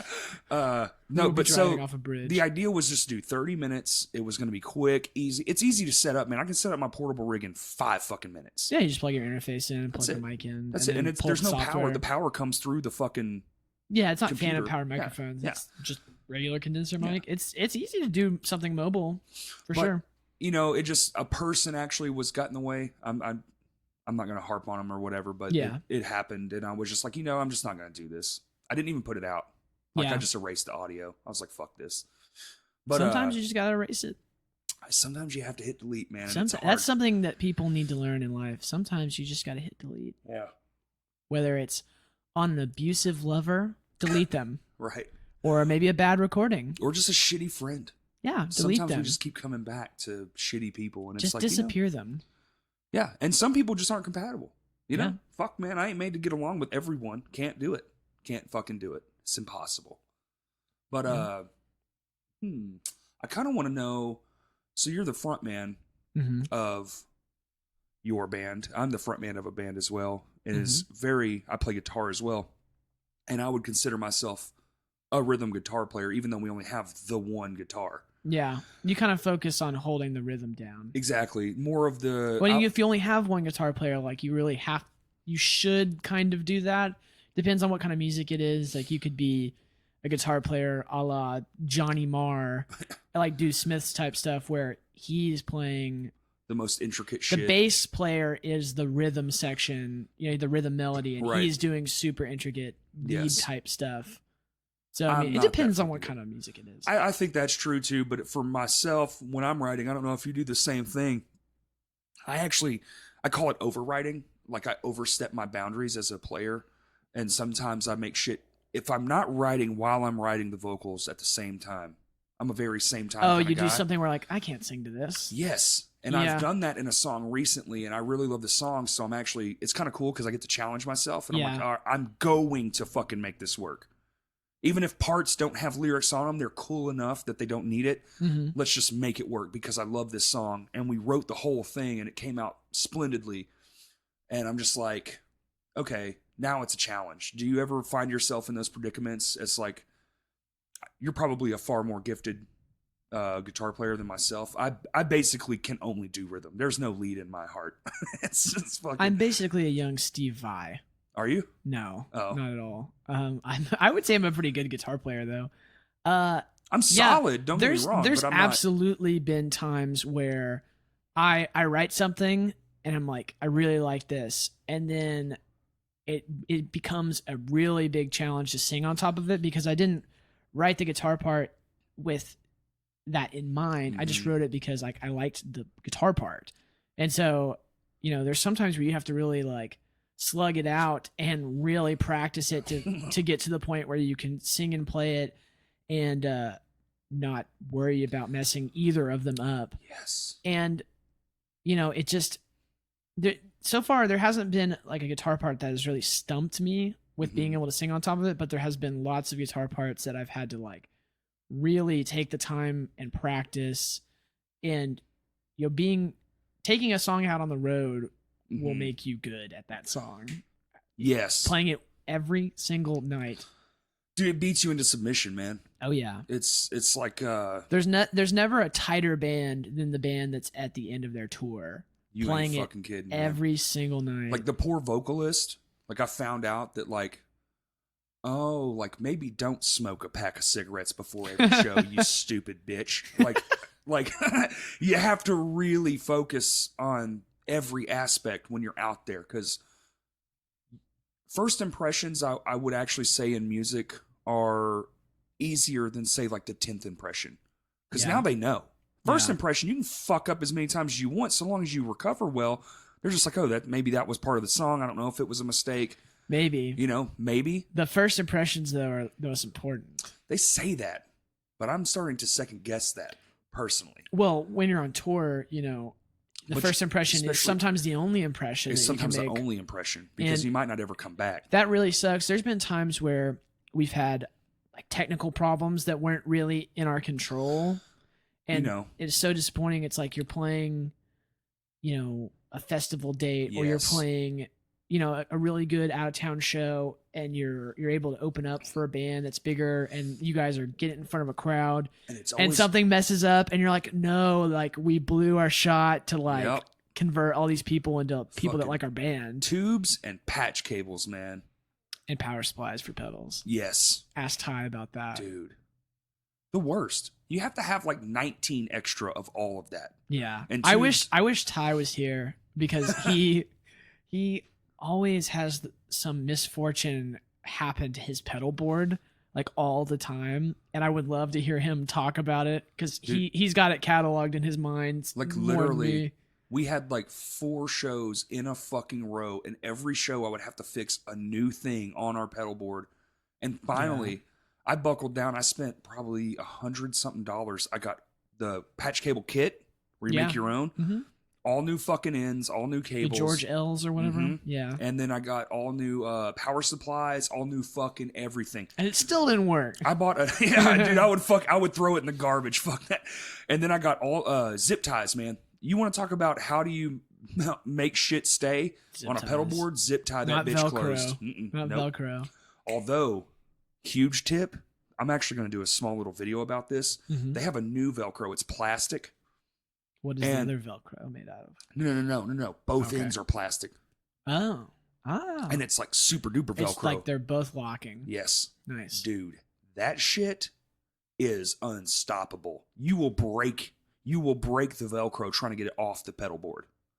Like when you Well, I don't know if that sounds good. when you put it down there, yeah, you can buy new Velcro. That Oh, shit's okay. cheap as fuck. And then you just peel off the back, which has a great 3M adhesive on the Yeah. back.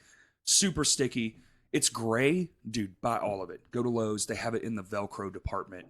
Nice. It's the best. They have a whole department for Velcro? Yes, they do. A whole end cap of I think it's in the fastener aisle because you're fastening something to something. But at the end of that aisle on most Lowe's, there's a Velcro section. What's the plural of Lowe's? I feel like it's like just Lowe's. Lowe's-eye? Lowe's-y? Lowe's? Sounds like a rapper. Lowe's? No. Lowe's. Maybe? Maybe? Well, It's doesn't really terrible. matter. Doesn't, because it's just a hardware store. And this is not an ad for Lowe's. And But this is a good time to talk about our sponsor, Squarespace. or Ridge Wallet. Ridge Wallet. There's a new I'm actually getting into sponsoring things, and it's like a co-sponsorship is kind of what I'm working on right now. Yeah. Which is cool as fuck to myself. I think that's amazing being able to, because I guess this podcast became like a community thing, which I'm super proud of. But why not? Right? Like, let's make an event. Let's help each other out. And booyah. So this episode, someone will actually hear a preamble. There's no more like introductory thing right at the thing. Let's just start talking. Yeah. Like, that's the reason she's in the room. That's the reason the whole room's set up differently. It's like a new approach. So this is one of the very first episodes of this new format, I guess you would call it. We're having to reformat ourselves, but I want to get into more of that. Postmates? Postmates, MeUndies. MeUndies.com. Yeah, use code PAWPAW at checkout for a 10% discount. Use code CRASH, CRASH. Like, you have to spell it out. Like, people don't know how to spell crash. If you could have any sponsor for your podcast, who would it be? that are on all the other ones. Yeah. Like the main people. Like Audible. I have 2. I have MeUndies because that's hilarious. And also you want free underwear. I mean, I've never underwear tried. is one of the most important things in the world. I feel like you're right. Underwear and socks, man. Underwear and socks, like if you got to treat yourself on that. You can spend like, $1 on a t-shirt, but you got to spend like $10-15 on a pair of underwear. I feel like you're right. I've actually started doing that in recent years. So then, MeUndies. MeUndies and honestly, the Ridge Wallet people. The Ridge Wallet people, okay. Because they make knives too. I feel like that's badass. Oh, they make those Ridge knives? Yeah. I just assumed that was a totally different company. No, that's the them. Ridge Wallets are cool. My buddy has one. I don't have one. I'm not futuristic enough. I'm not living in the year 3000 as the youngsters like to say. Jonas Brothers. The Jonas Brothers. Mm-hmm. But the little push mechanism inside that thing where you push it out and it just fans your cards out. Oh, I thought you were talking about the knife. No. The knife is a well, I guess like a switchblade. Switchblade style. Yeah. Yeah. And you just push it back in. Oh, cool. They're very cool. That's the 2. So MeUndies, Ridge Wallet. Yeah. So we're gonna work on that. We're gonna tag them in this episode. Yeah. I'm pretty sure you need around 300,000 average listeners. No, might be a minute. There's no way. I think so. How do you see how many people listen to a podcast? Because when you go to like Spotify, which is where I listen to most of my podcasts, Mhm. doesn't give you any amount of like They don't give me any either. plays. Hey, it doesn't give me any either. I Yeah. actually, I know my YouTube count, and Because I this know, is how it looks. Exactly. You know, it's just. So I don't know. no, they don't tell me shit. And also, how many plays have I gotten? Yeah, I've never seen a check. Aren't I supposed to get money from streams? Yeah. Nothing. Who put out the podcast? Like Me. what? How is it published? It's published through a site called Podbean, and they have access to all the numbers except my streams. So I know my downloads. I know my podcast app like listens, Yeah. and they roll over and they count as a download eventually. So it's kind of like a weird number there. Wait, you but you I need also, downloads? yeah, because like on Okay. an iPhone or an Android phone, if you have a podcast app, there's like a little cloud with an arrow. Yeah. You can download that. It counts those. Hmm. And those are great for shopping around because that's intent. People are definitely listening to that. Like they didn't just download it on accident, Yeah. which is great. So if you're listening, go ahead and download this episode. Even if you don't listen to it, you can download it and then just swipe to delete and it still counts. Yeah. And you can do that with any phone, everyone's phone. Everyone's phone. That's Yeah, Android, you can go- iPhone, Yeah. Windows Phone. You could just take your friend's phone, download this episode That's right. on their phone. Maybe they'll listen to it. But even if they don't, Yeah. you know, it supports the podcast. It does. You can find us on Reddit. We have a subreddit for this podcast. wish. I assume. No, I don't. Okay, well, there's a Twitter account, There is Twitter. and you can hashtag, what is it? Crashcast Pod 1. CrashCastPod1 to keep the conversation going. That's right. I've listened to a lot of podcasts. I can tell. You But have your like in order of what you're supposed to say very well down. Let's change the subject. Okay. Let's talk about, did you see the trailer for the Cats movie? Fuck that. I think everyone who worked on that movie should be put in jail immediately. It looks like absolute shit. That's the scariest fucking Yes. thing I've ever seen. And we thought it was bad with the Sonic the Hedgehog movie. Bro, Sonic. I would rather watch 19 Sonic the Hedgehog movies Oh, filmed yeah. just like that Oh yeah. than one Cats trailer ever again. Seriously, like really What the makes fuck me happened, makes dude? me question. I mean, I've already been questioning humanity, Yeah. but like this is really just sending me over the edge. It's bad. Look at their faces. It's bad. And already the play Cats was Yes. fucked up anyway. Yes. Like it was really fucking weird. I used to have it on VHS. The weirdest thing about the Cats trailer, and probably the most unrealistic thing, is you did not see one butthole. Anytime you've ever seen a cat in your whole life, your butthole, especially cats that like you, for some reason they want to put their fucking butthole in your face. for sure. Yep. So I think that is the most unrealistic thing about the Cats trailer. And also the Cats trailer can go to hell. Yeah, straight to hell. I mean, And I'm pretty sure that's where it anyone came who's, from. Anyone It's a who's in the demon. movie, if they worked on the movie, I don't even care if you just were a key grip.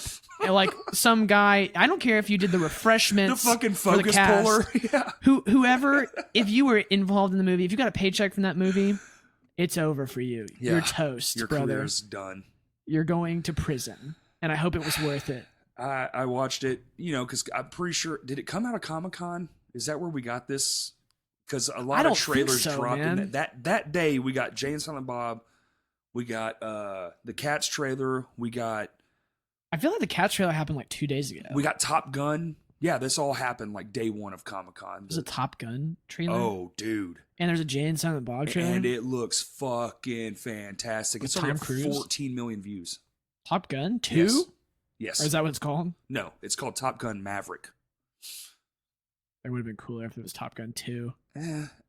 Wait till you see the trailer. It's Okay. convincing as fuck. I will definitely be watching Tom it. Cruise is in it? Oh, yeah. Okay. And as insane as he is as a person, he Is he still on his Scientology Oh, thing? fuck yeah, bro.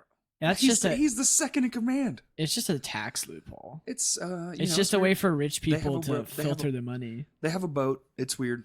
They have Yeah. a boat. They have a boat. There's They, another Jay and Silent Bob movie. called Jay and Silent Bob Rebooted. Is it they're remaking the first one or something? It is. The one that's in black and white? No. That's Clerks. No, Jay and Silent Bob Strike Back.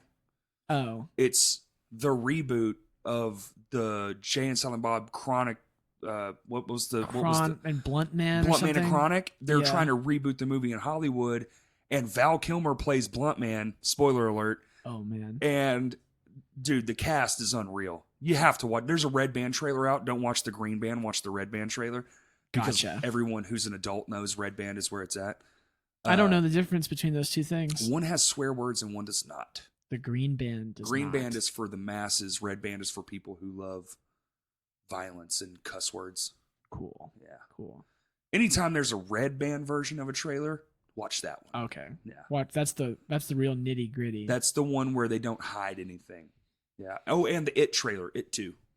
That came out. I'm day. excited about that. Did you see the new trailer? I have not seen it. it. I tend to not watch trailers because First one, that's all I do. Because I kind of like know if I want to watch a movie Yes. or not just based off of the concept of it. So, and I know Ty is like this a lot, and he kind of influenced me to, if I'm interested in something, not going to watch. If I know I'm already going to watch it, I'm not going to spoil anything. Right. Because trailers spoil everything now. Yeah, some trailers will show you the whole plot of a movie. Dude, I swear to God, I watched... Like even the ending scene, Batman vs. Superman. Yes. Remember that? Mhm. Like they showed the whole fucking fight scene. whole movie. Yes. And also, I watched a trailer today about some mom or some shit, and boom, they gave you the ending in the trailer, and I was like, well, I don't have to see this film now. Perfect. It saves me a bunch of time. They were like, and some deception, and then they show you that the mom deceives the daughter, and you're like, cool, just saw the whole fucking film. That was the climax, huh? Yeah. Guarantee that's the last 15 minutes of the movie. Oh man, I don't really watch many movies. I do. I'm a film fanatic, man. And it's not that I don't like movies. It's just that like, I don't know. I've got so many things I'm interested in. Shit. And I tend to end up watching like TV series or shows rather than movies. That's a lot of my friends. They get real mad when I tell them I haven't seen something like Game of Thrones or Breaking Bad. I haven't seen either of those. I haven't seen any. Well, of that. I've seen an episode of Game of Thrones, and I've seen a couple episodes of Breaking Bad. I saw the first one. But it's like the problem is that everyone talks about it so much in real time. You already saw it. I saw it through Twitter. Like I saw it as it happened, you know? Thank you so much. But right now people are screaming. Especially Kurt. Because he is like, I promise you I don't give a fuck about Game of Thrones. Game of Thrones you know can why suck my ass. You know why I don't like Game of The Thrones? only one I would be mildly interested in remotely checking out would be the meth one. And simply because I live in a meth capital. Oh, of course. Yeah. The reason I don't like Game of Thrones is everyone looks like they would smell bad. Yeah. And I don't have time for that. Listen, if you look like you smell like BO, like look at them. I don't know when the show takes place. It's like a pseudo medieval. Judging by the thing, I think it's it's like a thing 1400s. out of time. Like it's not doesn't take place on Earth, I guess. It's just a fictional world. Fantasy realm. Yeah. But they're not taking showers. No, of course not. They're not taking showers. A bath, maybe. They all look nasty. And I Very don't Roman like it. Empire-esque, you know? At least the Romans had the bathhouses. Yeah, but they wipe their butt with their hands. And Well, that's which a problem. hand?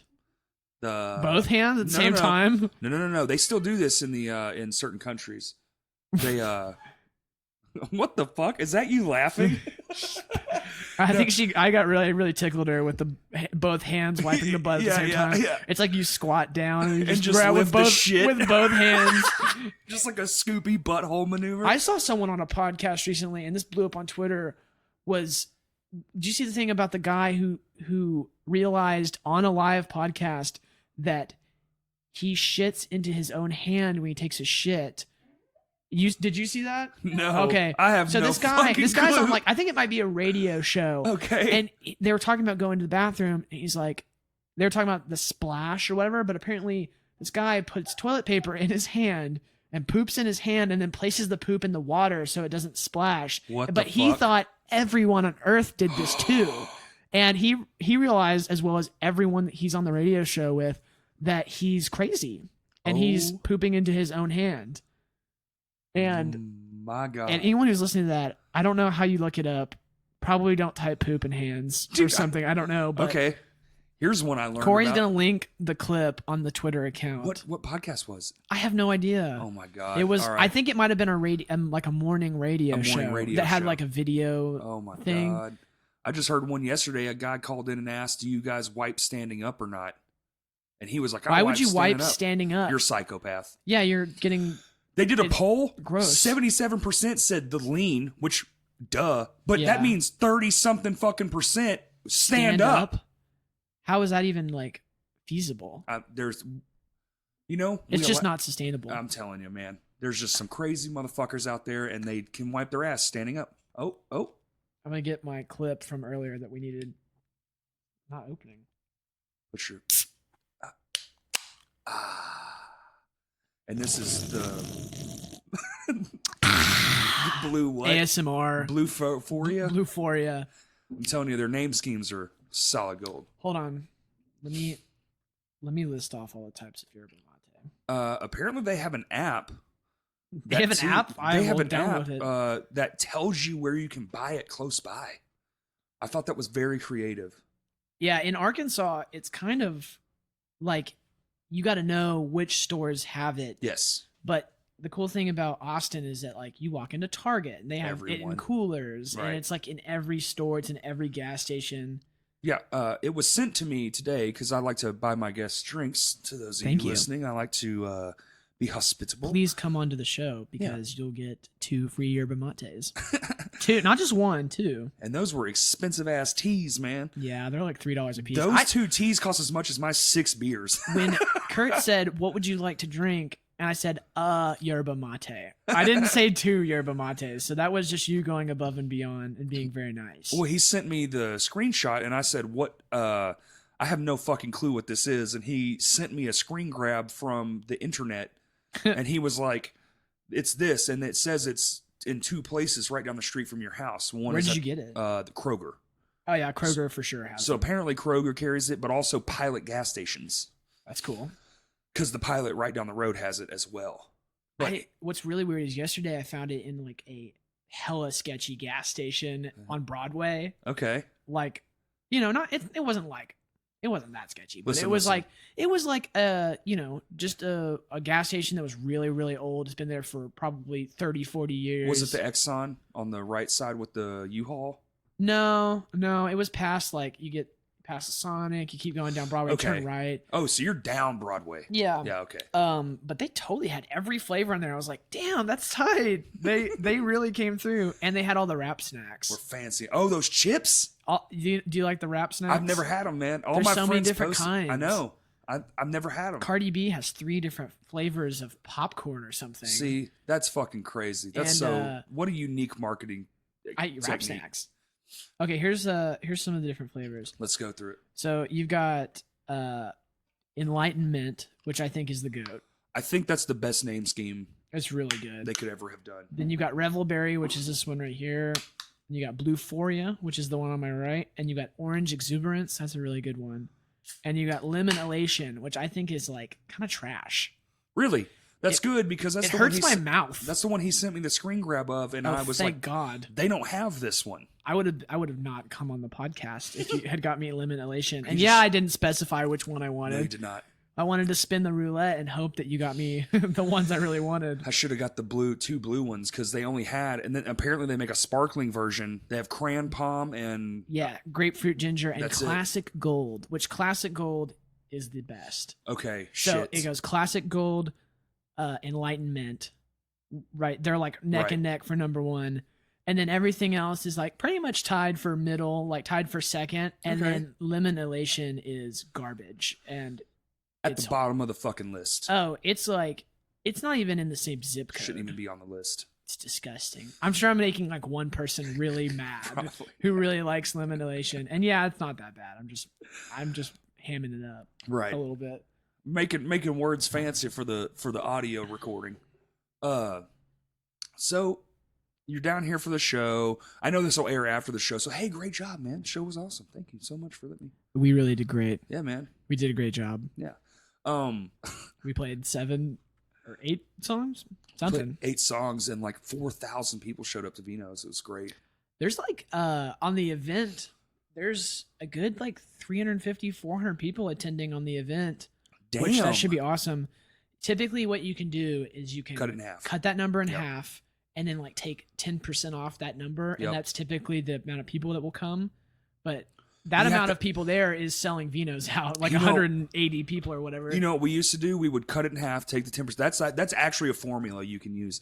So It you really cut it in is half. solid. You take 10% off. But when I worked at the Village, we would add 3% for I'm on the list. Ah. I miss the Village, man. Me too, man. I played with Chiodos there back when I was in like 9th grade. Yeah, I was there. That was probably the 3rd show I ever played. I had a really strange interaction with their singer. Really? It wasn't Craig Owens, was it, at the time? Yeah, it was. Or it was Craig Owens? Yeah, they were good. But I'm sure that guy is super weird. He was Also, I've seen his nudes. Okay. Just as do you remember isanyoneup.com? Yes. Yeah. No one has talked about that in 10 years. No, they have not.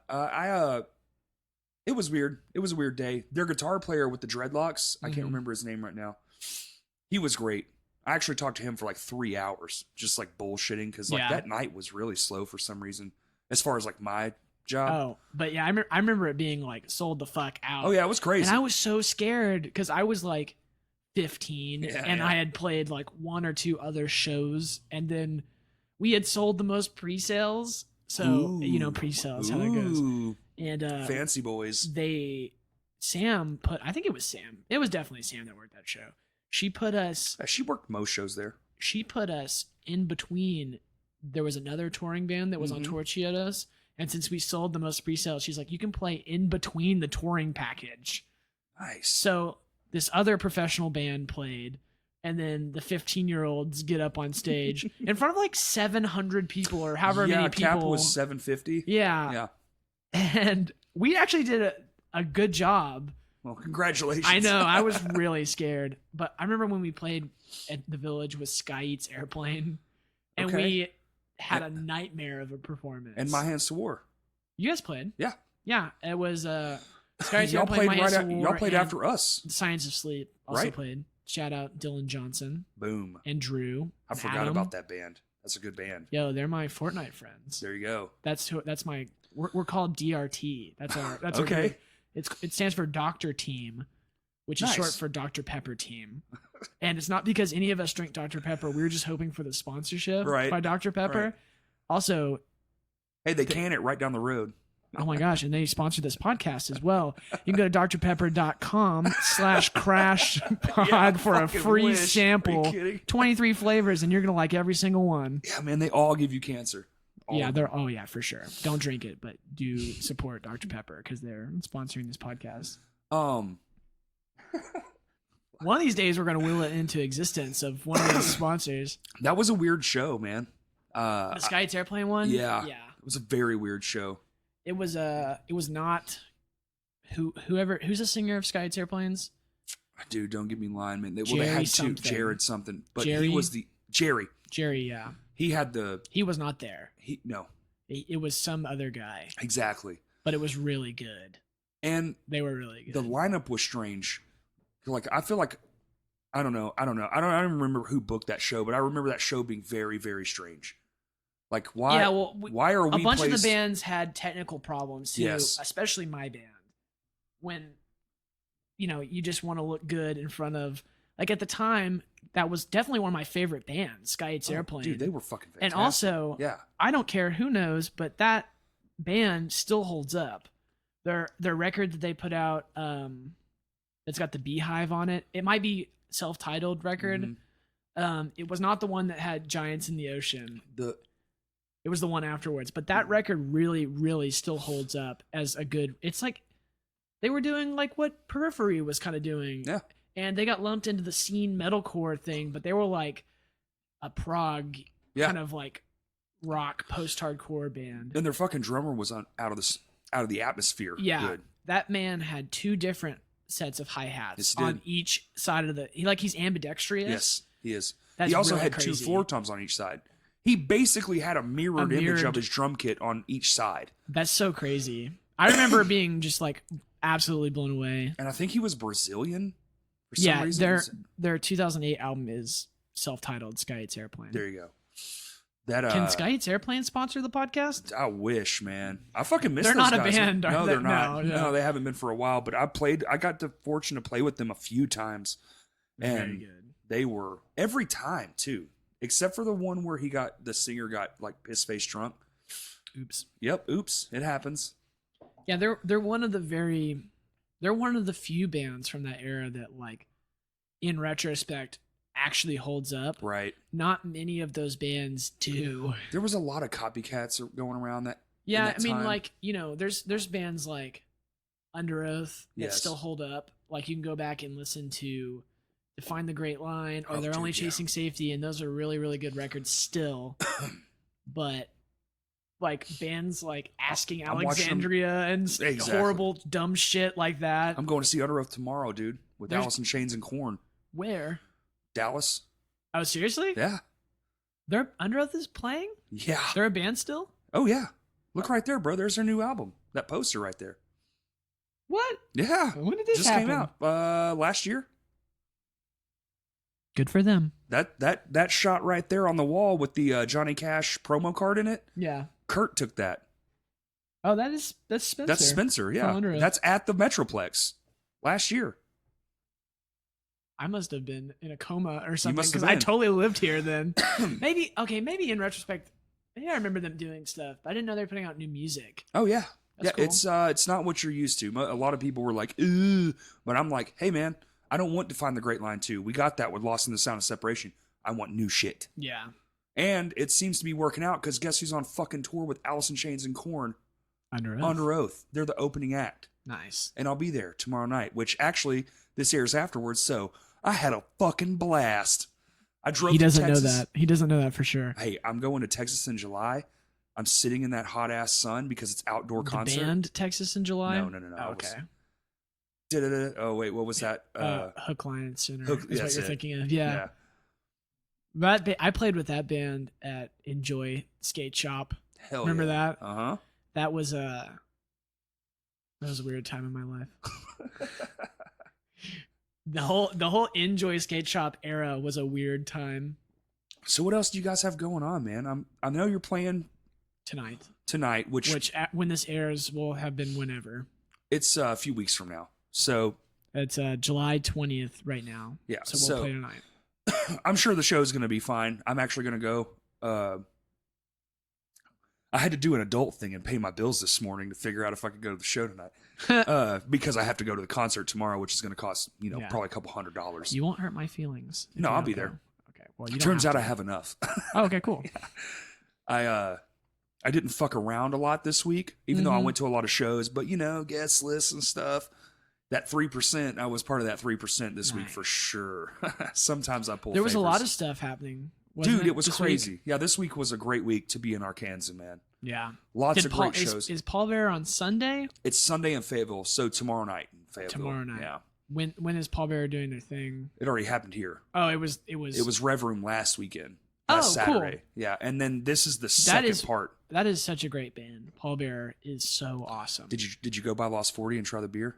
I haven't been there yet. You need to. I might do that tomorrow because I don't have to go back to Austin until Monday. They open at 9 a.m. They have brunch. Oh, I would love to do brunch at Dude, they have. 40. Okay, get the brisket and eggs Yeah. and a fucking legend. Oh, be about $15, dude. I promise A you, nice be in cold heaven. morning beer. Swear, dude. Yeah. I don't really drink much anymore, but I will absolutely drink a Paul Bear. It's beer. good, dude. It's like I have an empty can, but I can show you the artwork when we're done here. I saw a picture of it. It's dope, It's man. sick. The can is sick as fuck. That's one of my band goals is to have an I Was Afraid beer. Oh, you could do it. Oh, I know we can do it. We have like I think, 9 local brewers here. I don't know what the process is behind that, but like next time we release something, I want to like figure out how to get an I Was Afraid beer. Dude, a lot of okay, so I had Zach on, right? I know From Lost Hell Word? Camino Yep. did a beer. Dude, And it was really good. It's like spicy beer. a lot of breweries do what's called a small batch, Mm-hmm. and they basically know they're gonna sell them all. So Yeah. you're basically, I mean, I hate to like drop it down. It's the coolest fucking thing you could do, I think, is have your own It's so beer. sick. It's so sick. But at the same time, the I'd brewery be scared to drink it though. the Like, I don't brewery want it to already be gone. knows. Yeah, the brewery already knows we're gonna sell these. So really it's just another idea on their table. Yeah. So I think if you have enough clout and you have enough, like, you can show them that you have a fan base that's legitimate, especially with like streams and stuff like that. You know how it is, like an Yeah, for EPK sure, of some for sure. sort. I don't think it's that hard to sell yourself as like, hey man, we can make this beer and sell it all. You're gonna get something. Like they need something. What I don't know what the profit margins are in beer. Probably pretty high. I would assume it's pretty high. I paid Most- $9 for this 6-pack, so Most food is like there's a big profit margin in that. So I yeah, think it's then 3,000%. we can just mark that down Right. as we will have a beer for the next 7-inch or whatever. Dude, it I fucking is. drink it. What's, If you what's okay. the beer called though?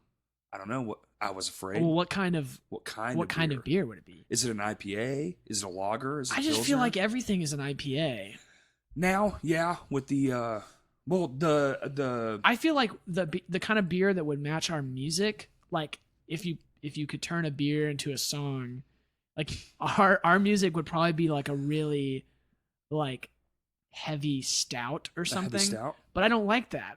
I don't like stouts. And I certainly don't like milk stouts. No, only fuck no. like very rarely will I have like a nitro milk coffee stout, and like it's okay for like just a little glass of it. Yeah. But if you have like an actual whole glass No. of it or multiple ones, it's like, oh well, I guess I'll go hibernate in a cave. That's it. Because I can't keep my eyes open, and I had just now 4,000 calories. That's it. You're drinking your dinner. Yeah, Yeah. seriously. Uh, See, like I like beers that are like pretty refreshing. Like I like the Day Drinker that you have from Lost 40. That's yeah, cool. Gone to Cut Lost 40. Yeah, the day. What kind of drinker. beer It's is that? Is it Belgian. pale? It's a Belgian ale. Belgian Yeah. ale. I would probably like one a pale ale or a Belgian ale or A something pale ale, like a that. Belgian ale. I think the legend is a Czechoslovakian Pilsner. Oh my god! I just got an email Oh my from god. Bandcamp. Oh my god. Did They you just make money? deposited $3.86 into. I would like to go ahead and thank the Academy Yep. and Stand up, my take a bow. family. Keep charging my phone. No, but I I actually, really think that would be awesome to have a beer from Lost 40 or any of the other local breweries. I think that'd be really cool. It is cool. I mean, dude, it's like a once in a lifetime thing to me. I would think. Yeah. Our goal, my hands to war, we want a Mhm. hot sauce. Oh, I would love a hot sauce. We want to be too. branded a hot sauce and like a la Hot Ones style. not to like shake the tree, but we are in talks. Are there like local hot sauce makers? Sort of. The way we're kind of approaching it is a little bit different. I know that you can get hot sauce. Yes, you can get your own. Yes. hot sauce that you can make your own labels for and stuff. Yes. But you need to have like your own A hot collaboration. sauce. Yeah. That you pick the flavors. We're What would your hot sauce taste like? You ready? Yeah, I'm ready for this. Clearly, I have it in my head. It's a very rich, and it's for one, the name is Chaos Sauce because So okay, let's start here. What is the Scoville on this hot sauce? This I'm gonna theoretical go, hot sauce. I'm gonna go with about 3 times hotter than like the sun. no. I'm not trying to last dab you. I'm trying to like. What I want is something that creeps. So like if you were listening to hot ones like Los Calientes, like I Yeah. like my personal favorite is Tapatio, Sure. but that's bottom of the barrel. Tapatio is like it's your foundational ground level hot sauce that Correct. you can just without any worry you can put it on any type of food and it's not I put gonna that shit in my spaghetti. yeah it's gonna make your Yeah. food taste good. It does. and it's hot but it's not like mess you up hot sauce. What I was thinking is something more robust Yeah. because Tapatio is more of a sweet. It's got a bit of an And it's really attack. thin. It's very thin. It attacks you right on the front end. Yeah. I want mine to like say be on a succulent piece of meat, like a steak or something. Mm-hmm. And it's called Chaos Sauce. So I want it to fuck you up a little. Like I want it to be like, wow, that went down really good. It It's gets you on the back it's a end. creeper. Yeah, I want a back end burn, but I want chocolate habanero. Nice. I want garlic. I want maybe some sort of a Worcestershire or Worcestershire, depending on what part of the country you're from. Yeah. I want a smoky, robust flavor, like a real rich flavor. So you're thinking like around 70,000 Scoville. Yeah, roughly. So something that first and foremost tastes good. Yes. And will give you the kick, and it's a tongue burner, not a lip burner. Right. Yeah. Yes. And it's more of a back of the throat It's type a back thing. of the throat kind of thing. Man, if my band had a hot sauce, what kind of hot sauces do I really like? I had Blair's Mega Death Sauce before. I'm sorry. And we all of us had it in Kansas City at this venue called the Rhino. Mm-hmm. And it's a venue / kind of coffee shop / restaurant, and they've got really good food there, but they had a crazy good selection of hot sauce that was just on deck. Like, you just go pick what you want, you can put on your food. Wow. And I saw they had Blair's Mega Death Sauce, and I was like, guys, are you ready for this? And none of us were prepared. No. And it was, that's 500,000 Scoville, which, the last dab from Hot Ones is 2 million. 2 million. So, but 500,000, it lasted for a good 30 minutes. At least. And by the time it was over and kind of during, it's like it gets you high. Yeah. It's like this like almost. Euphoria because your body thinks that you're dying. Yep. And so it's like, quick, rush out all the chemicals to stop this. We need adrenaline. We need dopamine. We need DMT. He's tripping. Oh my God. But yeah, so if my band was going to have a hot sauce, what do I like in a hot sauce? Well, I feel like, though, your band's sound with like that wall of sound idea, you almost have to approach a wall. But I don't like that either. It's like the same thing with like, my band, if it was a beer, it probably would be like some kind of thick, creamy stout. I feel like it would be a cream stout, yeah. But I don't like that. And I can't put out a beer that I don't like. And I can't put out a hot sauce I don't like. I really like fruit flavored hot sauces. Okay. There was the blueberry hot sauce that was on hot ones for a long time. That I had that, and it was like purple too. Yeah, it was a cool color. It's very, very. It tastes great, and it makes everything taste good. But it is very hot. It's good, like 70,000-80,000 Scoville. Also, purple would be a good color description of your band. Yeah, one of our album covers is purple. The other one is purple and pink. So maybe do like, what if it was like a passion fruit habanero or a passion fruit ghost pepper, sort of like hot sauce. It's sweet and spicy. I feel like if you went with the other one though, you'd be like the first bite maybe would be like wow, garlicky. And then you would immediately be like, oh shit. Yeah. That happened the other day where I had a leftover breakfast taco from midday and I brought it home and I put what I thought. I didn't look at what I was putting on it. I thought I grabbed one sauce that was like just this like smoky kind of barbecue sauce. And I accidentally really went hard on like this ghost pepper sauce that is the exact same color. And I started eating this. I'm like, what the fuck is happening right now? Like my nose is running. I'm like, what did I do? Yeah. And I finished it because of course I did because I'm an idiot. Yeah. And I was like hurting for a good 30-40 minutes after that. I was like, dude, though, really I feel sucked. Like, tell me if I'm wrong, but when you're into hot sauce, the search for the hurt actually counts as part of the... I wouldn't say that I'm a guy that's like into hot sauce. I'm a guy that enjoys a hot sauce. But there are people that specifically like, it's like the culture of hot sauce. Like they go after it and they want the newest, hottest thing. Like, I just want the food to taste Carolina good. Reaper or... Yeah, it's too much. That's not a good idea. No, it's too much. That's bad. You shouldn't do that. And at some point, it just becomes like, oh, why don't you just taser yourself in the face? Yeah. Take your tongue, stick it out, put a fucking taser on it. Yeah, well, and at a certain point, like, you are absolutely in the exact same territory that pepper spray is. Oh, like, literally. It's... it's not healthy. Yeah. It's a bad obsession. And also, what does the end of the day look like? How does that shit feel? Like, do you light your butthole on fire completely? You know the Johnny Cash song Ring of Fire? That's it. Yeah, that is about the butthole. He probably wrote that one day after he had some sort of weird hot sauce incident, even though I know it's written about, I'm pretty sure, gonorrhea. But oh, no, is it? Yeah. That's horrible. Yeah. That's just bad. That's worse than hot sauce. I would feel like maybe the same, depending on which hot sauce you're eating. Yeah, probably. That's true, man. Dude, you want to wrap this shit up? Yeah, let's put a nice little bow on it. Let's put a bow on this bitch. You got a show tonight. I do. What time's load-in, man? I have no idea. You don't even know. I don't even care. I'm a rock star. No, actually, I already asked Evan what the load-in. I think he said 5:30.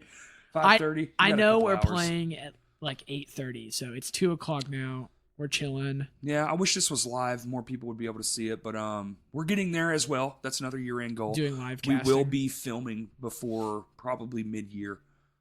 Of our year. So our fiscal year is different because the year that you guys have been doing the years the that we podcast. yes, yeah. Which would probably be more like towards winter. Would be our cool. our mid-year. I'm sure I'll be back up here sometime. 100%, dude. We got to get the whole band in here. Well, and that was on the table, but Evan is dealing because he's putting on the fest that's happening, so he's so busy with everything, and there's a pre-show happening today too, so that's another thing thrown on top. And then Ty had his set yesterday with his new band Pet, right, which was awesome. They were so good. It's Pat and Ty from I Was Afraid. Is it P-E-T? P-E-T-T. Okay. Because it's Pat, Eric, Ty, and Ted.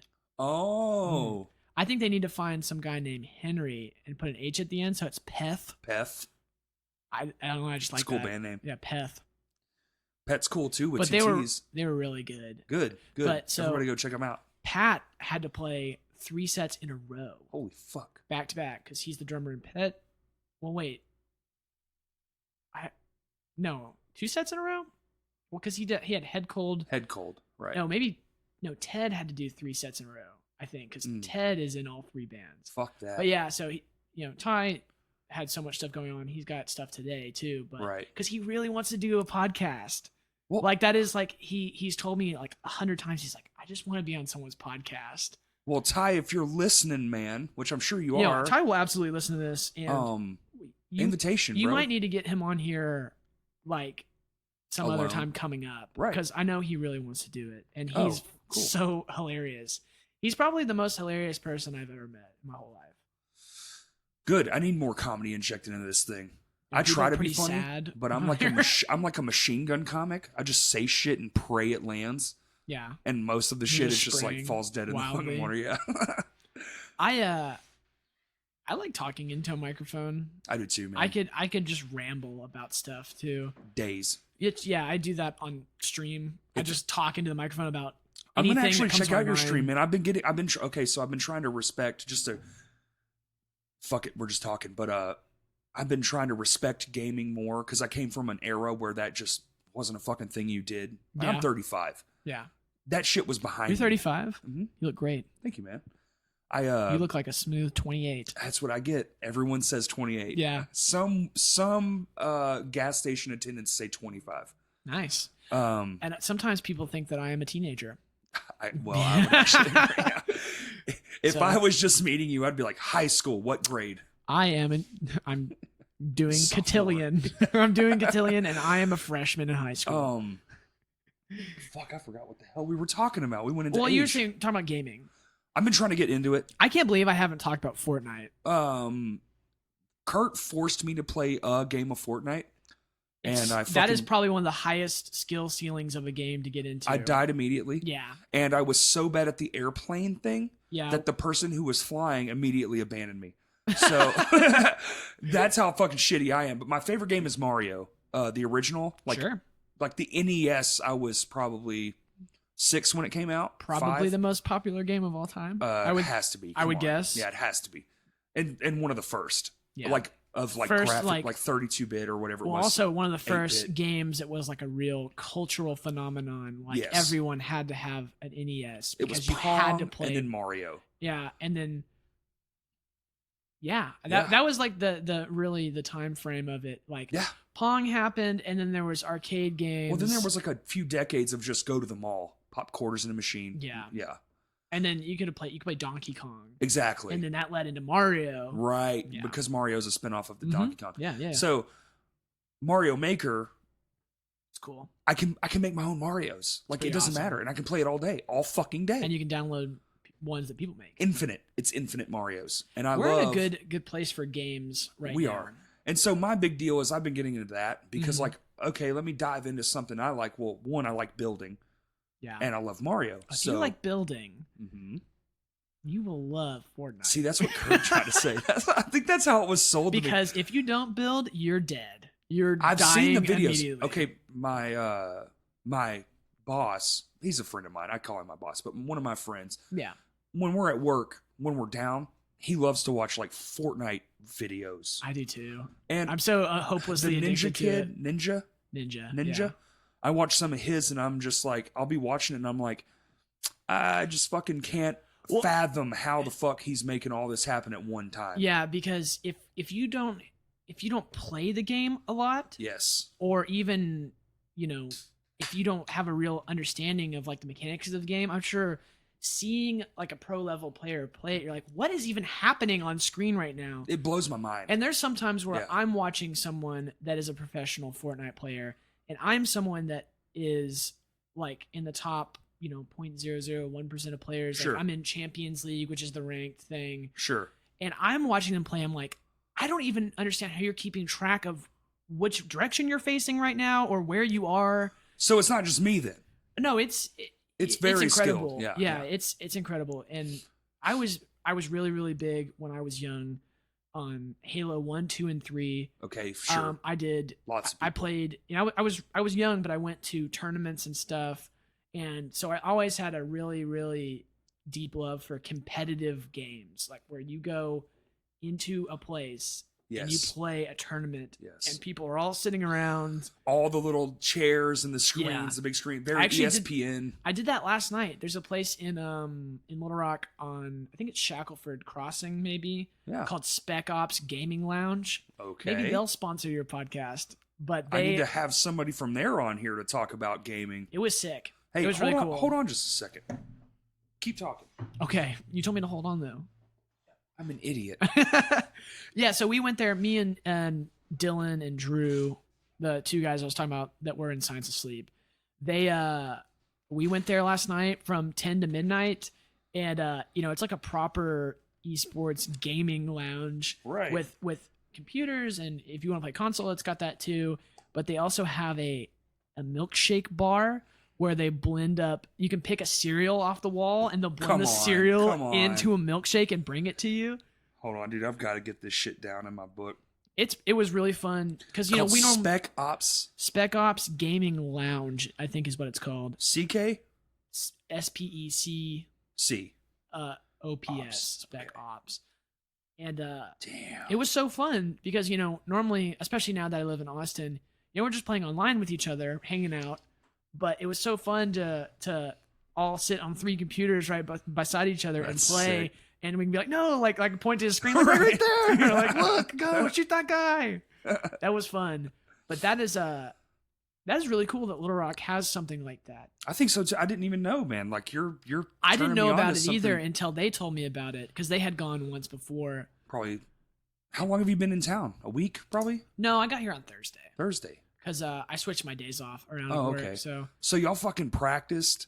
on Thursday, I got up at 6 a.m., drove 8 hours here. Damn. Practiced for 3 hours. Right, I drove to the practice space. Right. And so we got that done. Practiced on the next day for just like an Friday. hour or so. Yeah, on And that's when the Friday. fest started. And I went to the show and watched a bunch of the bands, and then met up with my other friends and did that Damn. last night.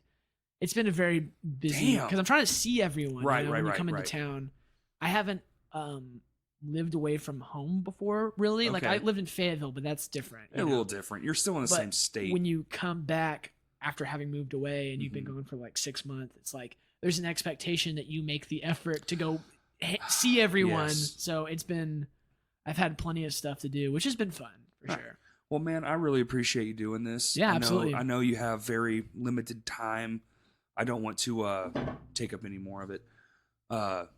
This has been fucking great, man. Yeah, I'd love to Um, come back on again Oh, sometime when I'm in 100%. town. We have to get the whole band on here at some point. I would really like that. That'd be me fun. too. Because we have really good conversations Yeah, amongst ourselves. So it'd be fun if we did it on. We need one more microphone though, because That's okay. I can handle 8. I can do 8. You can do 8. Okay, Yeah. cool. Yeah. Then yeah, we could have all 4 of us. That would be fun. Very fun. And I'm sure we'll have a more concrete plan about what we're gonna put out coming sure. up.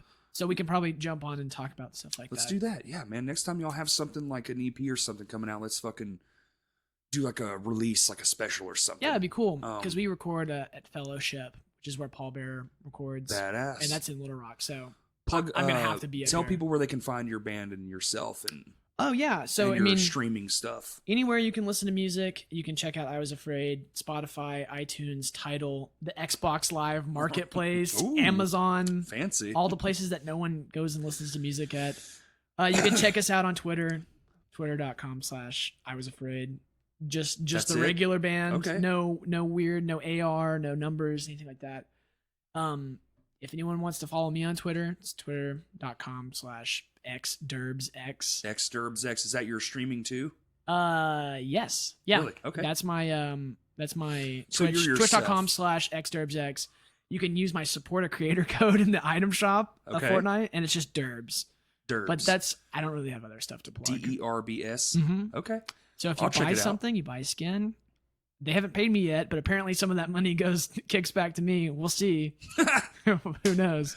I thought about streaming this thing on Twitch. Apparently, that's a new thing. That'd be fun. Podcasters are going to Twitch. Well, yeah, because it's just such an easy platform to live stream on, and you can do Yeah. anything. It doesn't have to be gaming. They have categories for literally everything. So I would definitely suggest you make a Twitch channel. I like the chat options as well. It's great. It's very real time. Because you can respond to the chat.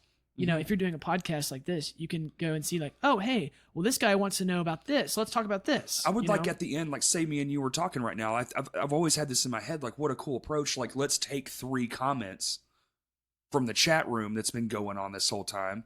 And now that I have a showrunner, Man, I should have posted on Twitter like asking for questions and stuff like See, that.